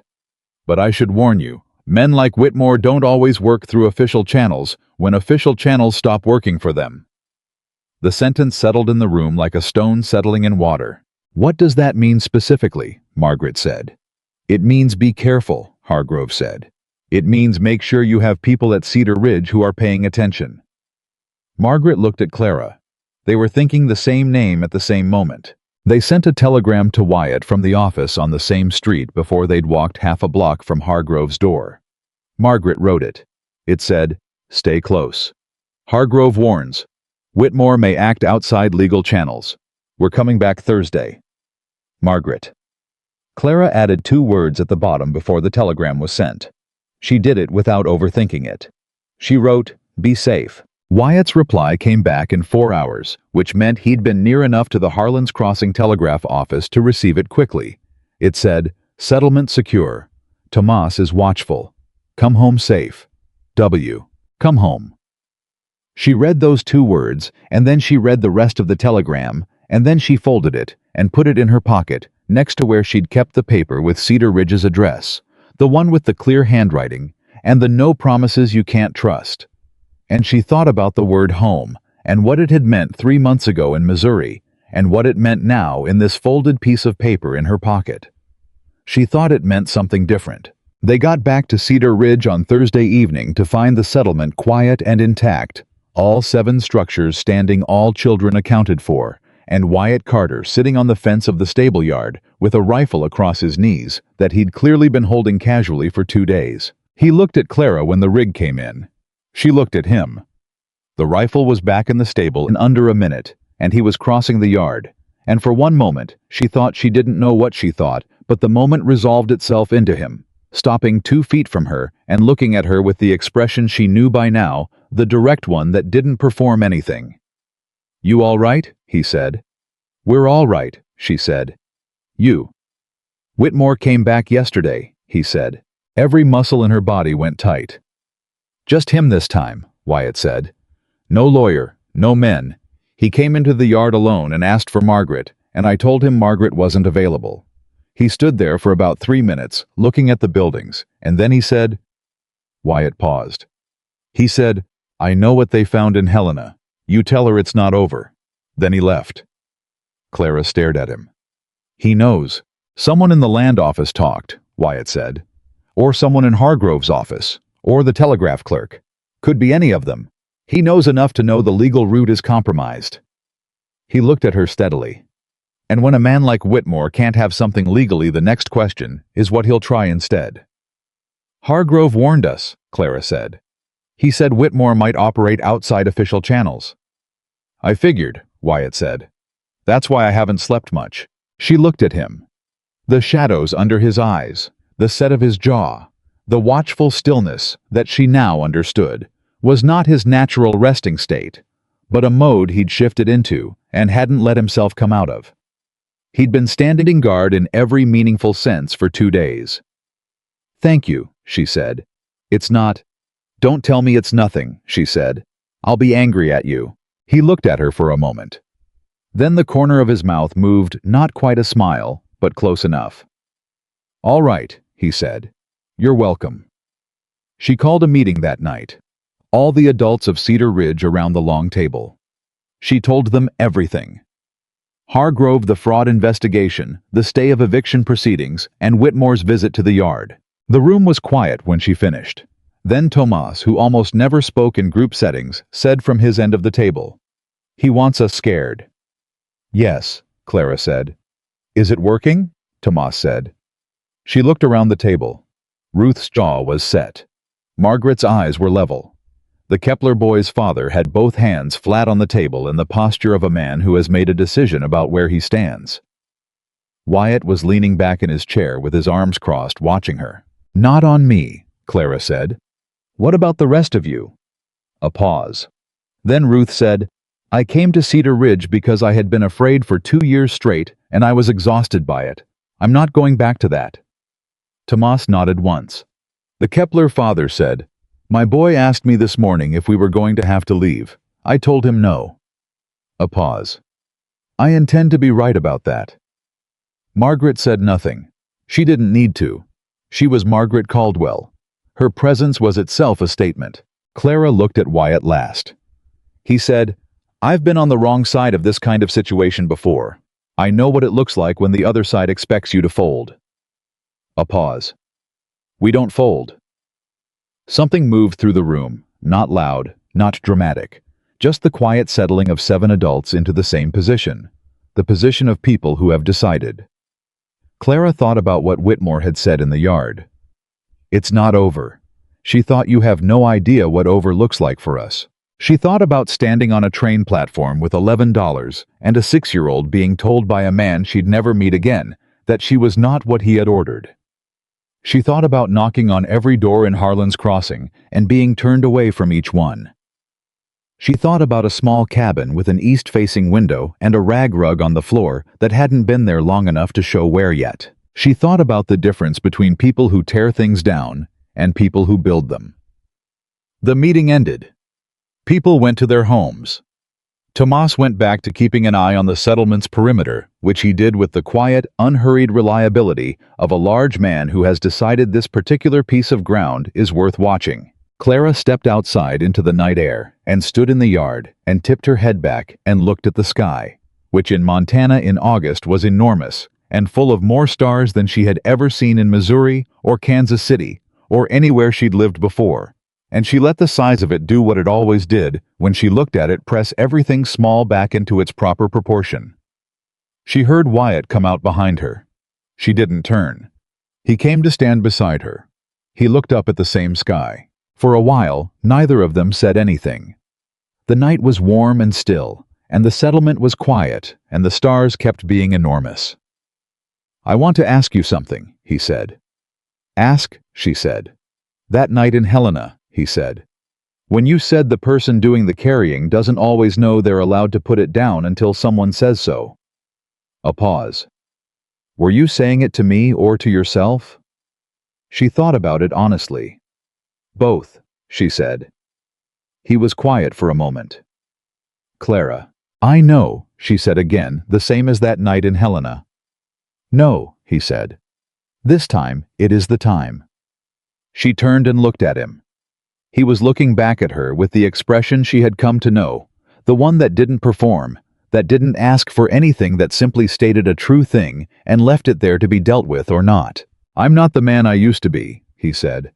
"But I can't promise you I'm entirely the man I want to be yet either.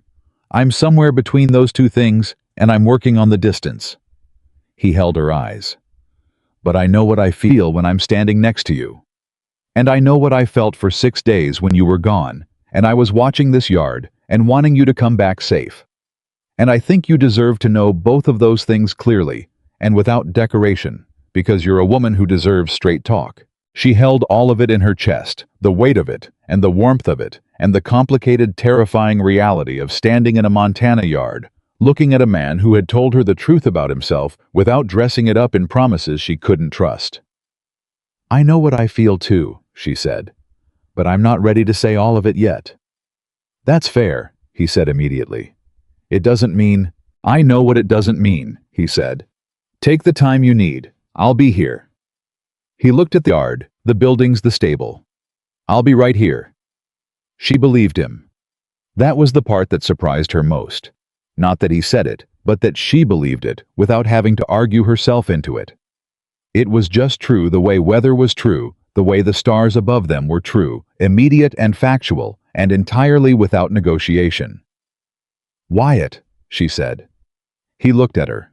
"Thank you for staying while I was gone." "Thank you for coming back," he said. The simplicity of it was more than she could answer, so she didn't try. She turned and looked back at the stars and stood there beside him in the warm dark, not touching, not needing to, both of them watching the same enormous sky. But in the morning, when she was drinking coffee in the doorway of the cabin, before Noah woke, and the settlement was still gray and quiet, she found herself thinking about Charles Whitmore saying, "It's not over," in the middle of a yard full of everything she'd spent 3 months helping build. And the feeling it produced in her was not fear.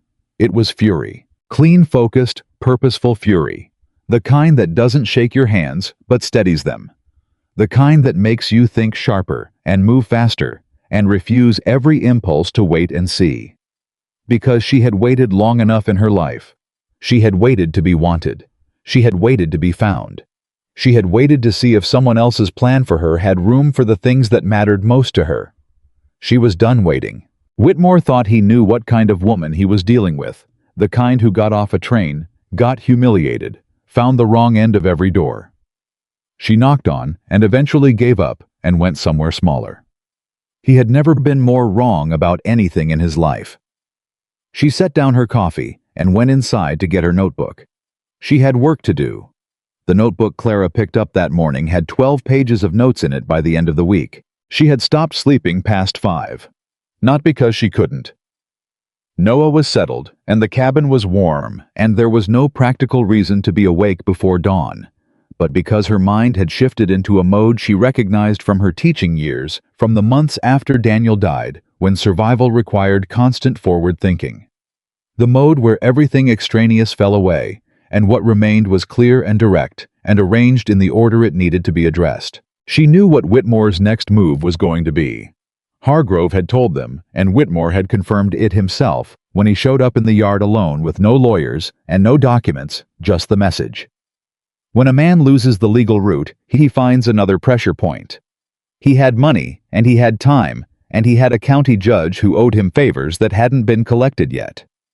The fraud investigation would slow him, but it wouldn't stop him from trying to make life at Cedar Ridge difficult enough that people left on their own. That was the play. Make it hard enough, expensive enough, exhausting enough, that the families dissolved the settlement themselves and saved him the trouble of forcing them out. Clara had seen a version of this before. Not with land, with people. With children whose situations were made so consistently uncomfortable that they eventually stopped resisting. She knew exactly how to counter it. You didn't make the resistance easier. You made the community harder to break. She started with Ruth. "I need to know everything about how the settlement's finances work," she said, sitting across from Ruth in the communal building on the first morning of the new week. "Every debt, every income stream, every arrangement you have with suppliers in town." Ruth looked at her with the combination of surprise and immediate capability that was particular to her. "That's going to take a while." "Start now," Clara said. Ruth started now. By the end of the first day, Clara had a clear picture of Cedar Ridge's financial situation, and the picture was not good, but it was not unsurvivable. The settlement had debts from construction that were manageable if the farming income held through the season. The arrangements with suppliers in Harlan's Crossing were mostly verbal, which was the first problem. Verbal arrangements were the first thing that disappeared when a powerful man made it known he'd prefer they disappear. "Which suppliers do you deal with in town?" Clara asked. Ruth named 4. Clara wrote them down. "Whitmore has influence with any of them." "Gideon Falk at the general store," Ruth said without hesitation. "He's been Whitmore's supplier on some of his ranch operations for 10 years. He does whatever Whitmore makes worth his while." A pause. "The other 3 I'm less sure about." "Then we get to the other 3 first," Clara said. "Before Whitmore does." She went into Harlan's Crossing the next morning with Margaret. Not on the wagon on horseback, which was faster and speed mattered now. They went to each of the 3 suppliers Ruth had identified, and they sat down with each of them, and they spoke plainly. Cedar Ridge Settlement's legal title had been confirmed. A fraud investigation was open against Charles Whitmore, and the settlement was not going anywhere. Any pressure those suppliers received from Whitmore or his associates to restrict services to Cedar Ridge should be understood in that context. 2 of the 3 suppliers nodded and shook hands. The third, a feed merchant named Colbert, was less certain. "Whitmore's a man with a long memory," Colbert said. He was looking at the floor more than at them, which told Clara everything she needed to know about the nature of his uncertainty. "So are we," Margaret said. "And we will still be here in 10 years, Mr. Colbert. I want you to think carefully about which relationship serves your business better in the long run." Colbert said he'd think about it. They were back on their horses before he'd finished the sentence. "He'll come around," Margaret said as they rode back. "Or he won't," Clara said. "Either way, we know where he stands." The message from Hargrove came on Thursday. It arrived by telegram to the Harlan's Crossing office, and Wyatt rode into town and brought it back. And the single most important piece of information in it was this: Whitmore's attorneys had been subpoenaed. Both of them. The junior partner under pressure had already indicated a willingness to cooperate with the territorial investigation. Clara read the telegram twice. Then she handed it to Margaret. Then she sat down, which she needed to do. The junior attorney was going to talk. And when he talked, the chain of who had known what and who had changed what in the documentation would come into the light where everyone could see it clearly. Whitmore's window was closing. He knew it too, had to know it. And that Hargrove had warned them was the most dangerous moment. Not when a man like Whitmore was winning. When he was losing and could see it coming. She brought this to Wyatt that evening. He was at the stable, which was where he usually ended up when he was thinking, moving around the horses in the methodical way that seemed to help him organize his thoughts. "He's going to try something before the attorney talks," she said. "We don't know what, and we don't know when." "No," he said. "What do we do?" Howe was quiet for a moment. He ran his hand down the neck of the roan, a slow, deliberate motion that was more for himself than the horse. "We don't go looking for it," he said. "We don't try to predict exactly what shape it takes.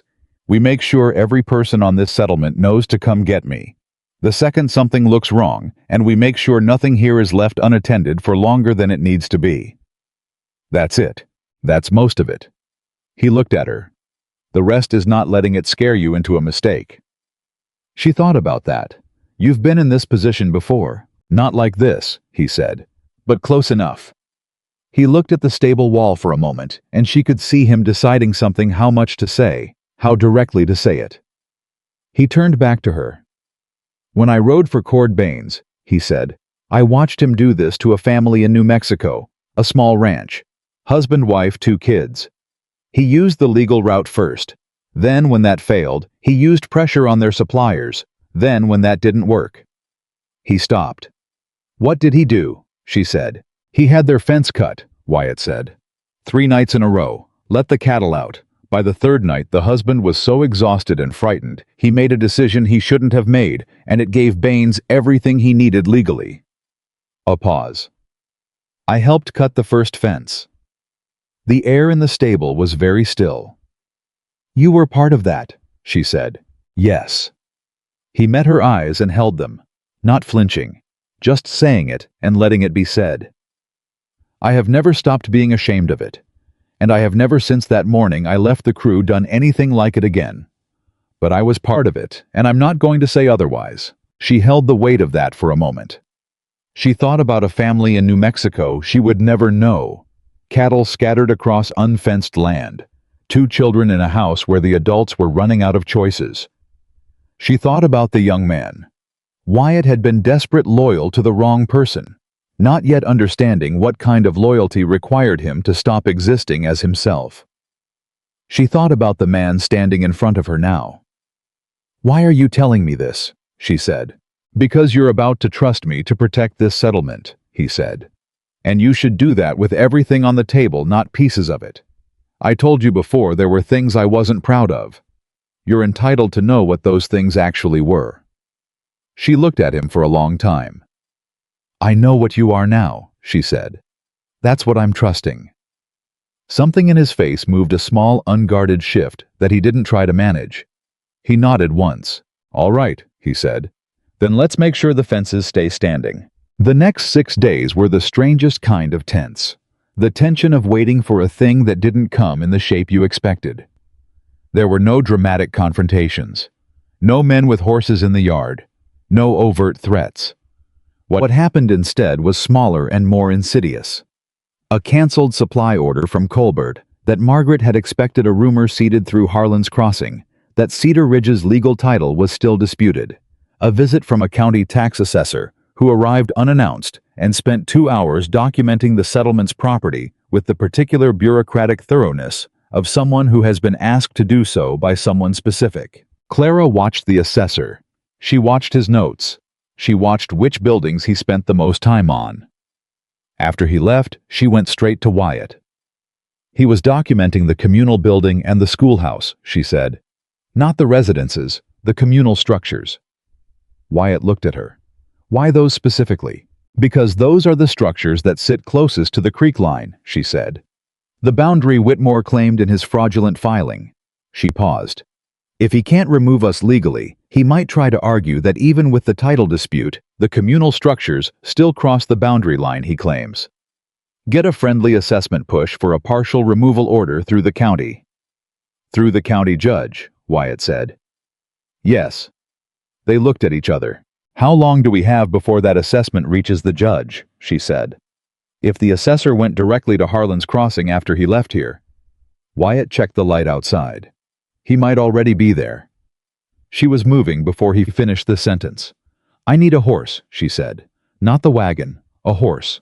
I didn't ask questions.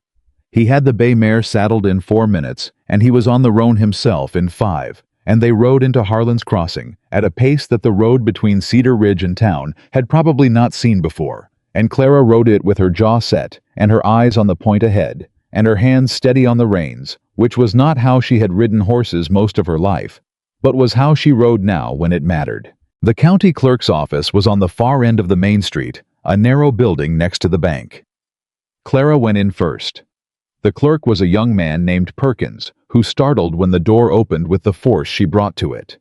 He was holding a folder.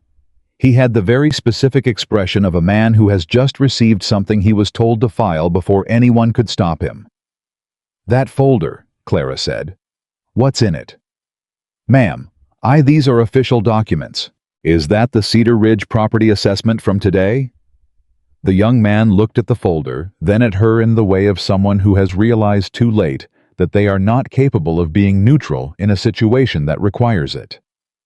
I was told to file this today, he said. By whom? By the assessor brought it directly. And who instructed the assessor to conduct an unannounced assessment of Cedar Ridge Settlement this afternoon, she said. Her voice was completely even. She had the tone she used in the schoolroom when she needed information from a child who knew they'd done something wrong and was deciding how much to admit calm, patient, and entirely non-negotiable. Perkins looked at the folder again. He was very young. He swallowed. I don't know that it's my place to... Was it Judge Calloway? She said. The young man's face answered before he did. Wyatt stepped through the door behind her. He didn't say anything. He just filled the doorway in the way that a large, calm man fills a doorway, which has its own kind of statement. Perkins set the folder on the counter. I was told to file it, he said again. I haven't filed it yet. Then don't, Clara said. Not until you've received documentation from the Territorial Attorney's Office in Helena, confirming that all Cedar Ridge assessment activities are to be held pending the resolution of an active fraud investigation. Which that documentation will say, because that is what the Territorial Attorney's Office has already indicated. She held the young man's eyes. Do you understand what I'm telling you? A pause. Yes, ma'am, he said. Good. She stepped back from the counter. She looked at Wyatt. We need to send a telegram to Hargrove. Now. The telegram was sent from the office 3 doors down, and Hargrove's office had a response back within 2 hours. A formal instruction issued to all county officials in the relevant district that all assessments, filings, and proceedings related to Cedar Ridge Settlement properties were stayed pending investigation. The instruction was addressed to the county clerk's office by name. Clara was standing at the telegraph window when she read it. She read it twice. She handed it to Wyatt. He read it. He let out a breath that was quiet but long. That's it, he said. Whitmore can't move through the county anymore. Every channel is blocked. She stood at the telegraph window and held the paper and felt the weight of the past weeks, the nights with the lamp burning the road to Helena, the meetings around the long table, the telegram, the horses at a run to Harlan's Crossing. She felt all of it at once, and then she felt it start to ease the way pain eases when the thing causing it is removed. He's not done, she said. No. Wyatt agreed. But we've taken everything he had to work with. She looked at the paper in her hand. She thought about the junior attorney who was already talking to Hargrove's office. She thought about the 2 surveyors Hargrove had told them were being deposed. She thought about the chain of documentation that was going to come apart slowly and publicly under the weight of its own fabrication. He built on a lie, she said. And lies have bad foundations. Wyatt looked at her. Is that something you tell your students?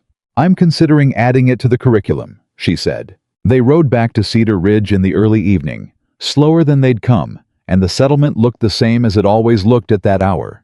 The communal building lit from inside the sound of children. Somewhere in the yard, smoke from the kitchen hearth.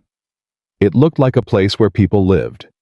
Like a place that had been lived in long enough to have accumulated the particular texture of daily life use and effort, and the small visible evidences of people making something work. Clara stopped her horse at the edge of the yard and looked at it.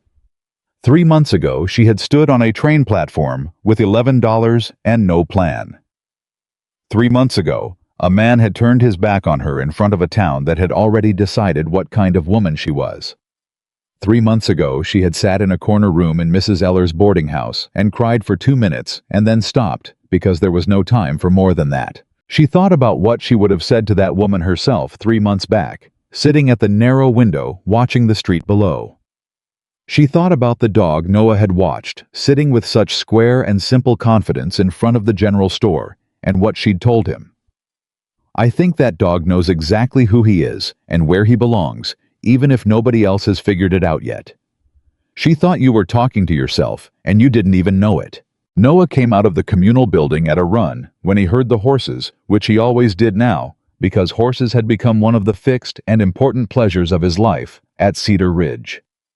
He came across the yard and stopped when he saw her still sitting on the mare rather than dismounting, and he looked up at her with his old man face, the grave, careful one.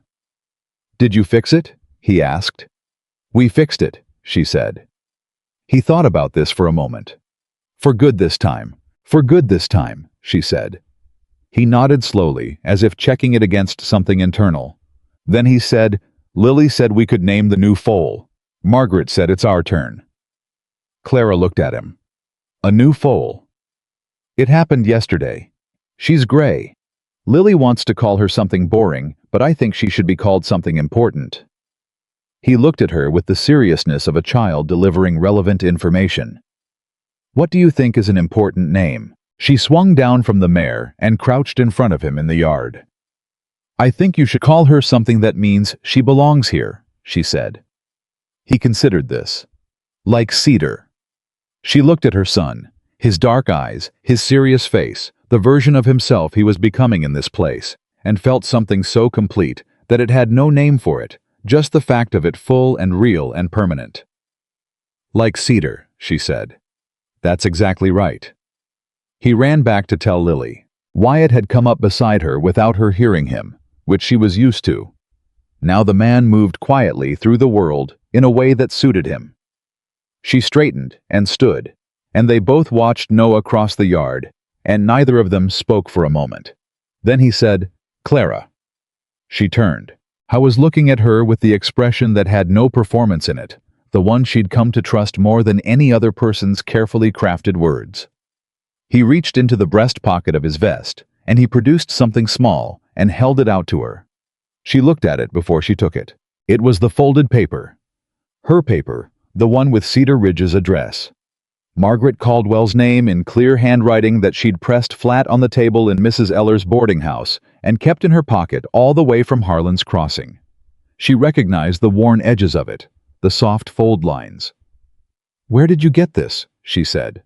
"It fell out of your coat that first morning on the wagon," he said. "I picked it up. I've been carrying it." A pause. "I was going to give it back right away, but then—" He paused. "Then you were someone I wanted to keep returning to." She took the paper from him. She held it in her palm and looked at it and felt its familiar weight, the weight of the decision she'd made in a small room at the far end of Crane Street when she'd had nothing but $11 and a 6-year-old and the refusal to stop. She looked up at him. "I want to say it now," she said. "What I wasn't ready to say before." He held very still. "I'm not looking for someone to save me," she said. "I've never needed saving. What I'm looking for is someone who knows the difference between saving a person and standing beside them, and who chooses the second one, not because the first isn't available, but because they understand that the second is what real means." She held his eyes. "You are that. You have been that since the first morning on the wagon. And I'm done waiting until I'm sure I'm ready, because I will never be completely sure of anything again, and I've decided that's all right." He looked at her for a long, quiet moment. "I've been standing beside you since Harlan's Crossing," he said. "I'm not planning to stop." She stepped forward. He met her halfway. It was as simple as that: two people in a yard at the end of a long road, moving toward each other without hesitation or performance. Just the plain and honest fact of wanting to be in the same place at the same time, for reasons that didn't require explaining. She pressed the folded paper into his hand. "Keep it," she said. "It brought me here. It ought to stay." He closed his fingers around it. 6 weeks later, Charles Whitmore's attorneys formally withdrew the land claim. The junior partner had provided enough testimony to expose the document alteration, and the senior partner, faced with disbarment and criminal exposure, had cooperated in full. The county judge, who had been scheduled to help Whitmore accelerate the eviction proceedings, quietly recused himself from all Cedar Ridge-related matters without explanation, which everyone in the territory understood, and nobody said aloud. The territorial attorney's office issued a final determination: Cedar Ridge Settlement held clear, unchallenged title to its land. Whitmore was facing fraud charges he would spend the next 2 years contesting. Margaret read the official letter at the long table with every adult in the settlement present. She read it once to herself. Then she read it aloud. When she was done, the room was quiet for a moment, that had in it everything the past months had cost them. Then Ruth said, "Well, I think we ought to eat." And they did. James Kepler, who had stopped sitting in the far corner 6 weeks into Clara's teaching, and now sat in the front bench on the left side, because he wanted to be first to see what was written on the board each morning, read 3 chapters aloud to the class the week the decision came down. He read them without stumbling, without hesitation, without any of the elaborate performance of someone pretending not to be able to do what they could clearly do. He read them like a boy who had simply decided he was a reader. Clara sat at the back during that reading and let someone else think they weren't being watched. She had learned something in those months that she had not known how to name until now. She knew it as a fact, the way she knew arithmetic facts, clean, solid, non-negotiable. She had spent years believing that the measure of a life was whether the people in it had chosen you, whether the man had stayed, whether the town had accepted you, whether the door had opened. She had spent years making herself smaller in the hope that smallness would make her easier to choose. None of that was the measure. The measure was something else entirely. It was whether you had chosen yourself. Whether, when everything fell apart, and the platform was empty, and the town was watching, and the money was almost gone, you had picked up your bag and taken your child's hand and walked forward anyway. Whether you had knocked on every closed door, not because you were sure it would open, but because the alternative was standing still. Whether you had sat up all night with a lamp burning low and found the thing inside the documents that everyone else had missed. Whether you had ridden into Harlan's Crossing at speed when it mattered. Whether you had said, "I'm done waiting until I'm ready," and meant it and moved. That was the measure. It had always been the measure. She just hadn't known it until Cedar Ridge showed it back to her. On a Sunday morning in October, when the air had the first real bite of coming autumn in it, and the settlement was going golden in ways that made the children run outside immediately after breakfast, because the world outside was too good to miss. Clara stood in the doorway of the cabin with the east-facing window and watched Noah chase the foal they'd named Cedar across the communal yard, while Lily ran after both of them laughing, and Wyatt stood at the fence watching with his arms folded and the unhurried ease of a man who is exactly where he wants to be. He looked back at her across the yard. She held up the coffee cup. He smiled, the real one, the kind that reached his eyes. She smiled back. This was not the life she had planned when she boarded that train in Missouri. It was not the arrangement she had written careful letters to secure. It was not the safe, contracted future she had been hoping to purchase with her practicality and her willingness to work hard and her quiet need to matter to someone. It was not any of those things. It was better than all of them combined, because Clara Bennett had not found a life waiting for her in Montana. She had walked through every closed door, sat with every rejection, crossed every mile of hard road, and built this life herself, with her hands and her mind, and her refusal, absolute and unbreakable, to let the worst morning of her life be the last word on who she was. And that made it hers in a way that nothing given could ever be. That made it permanent,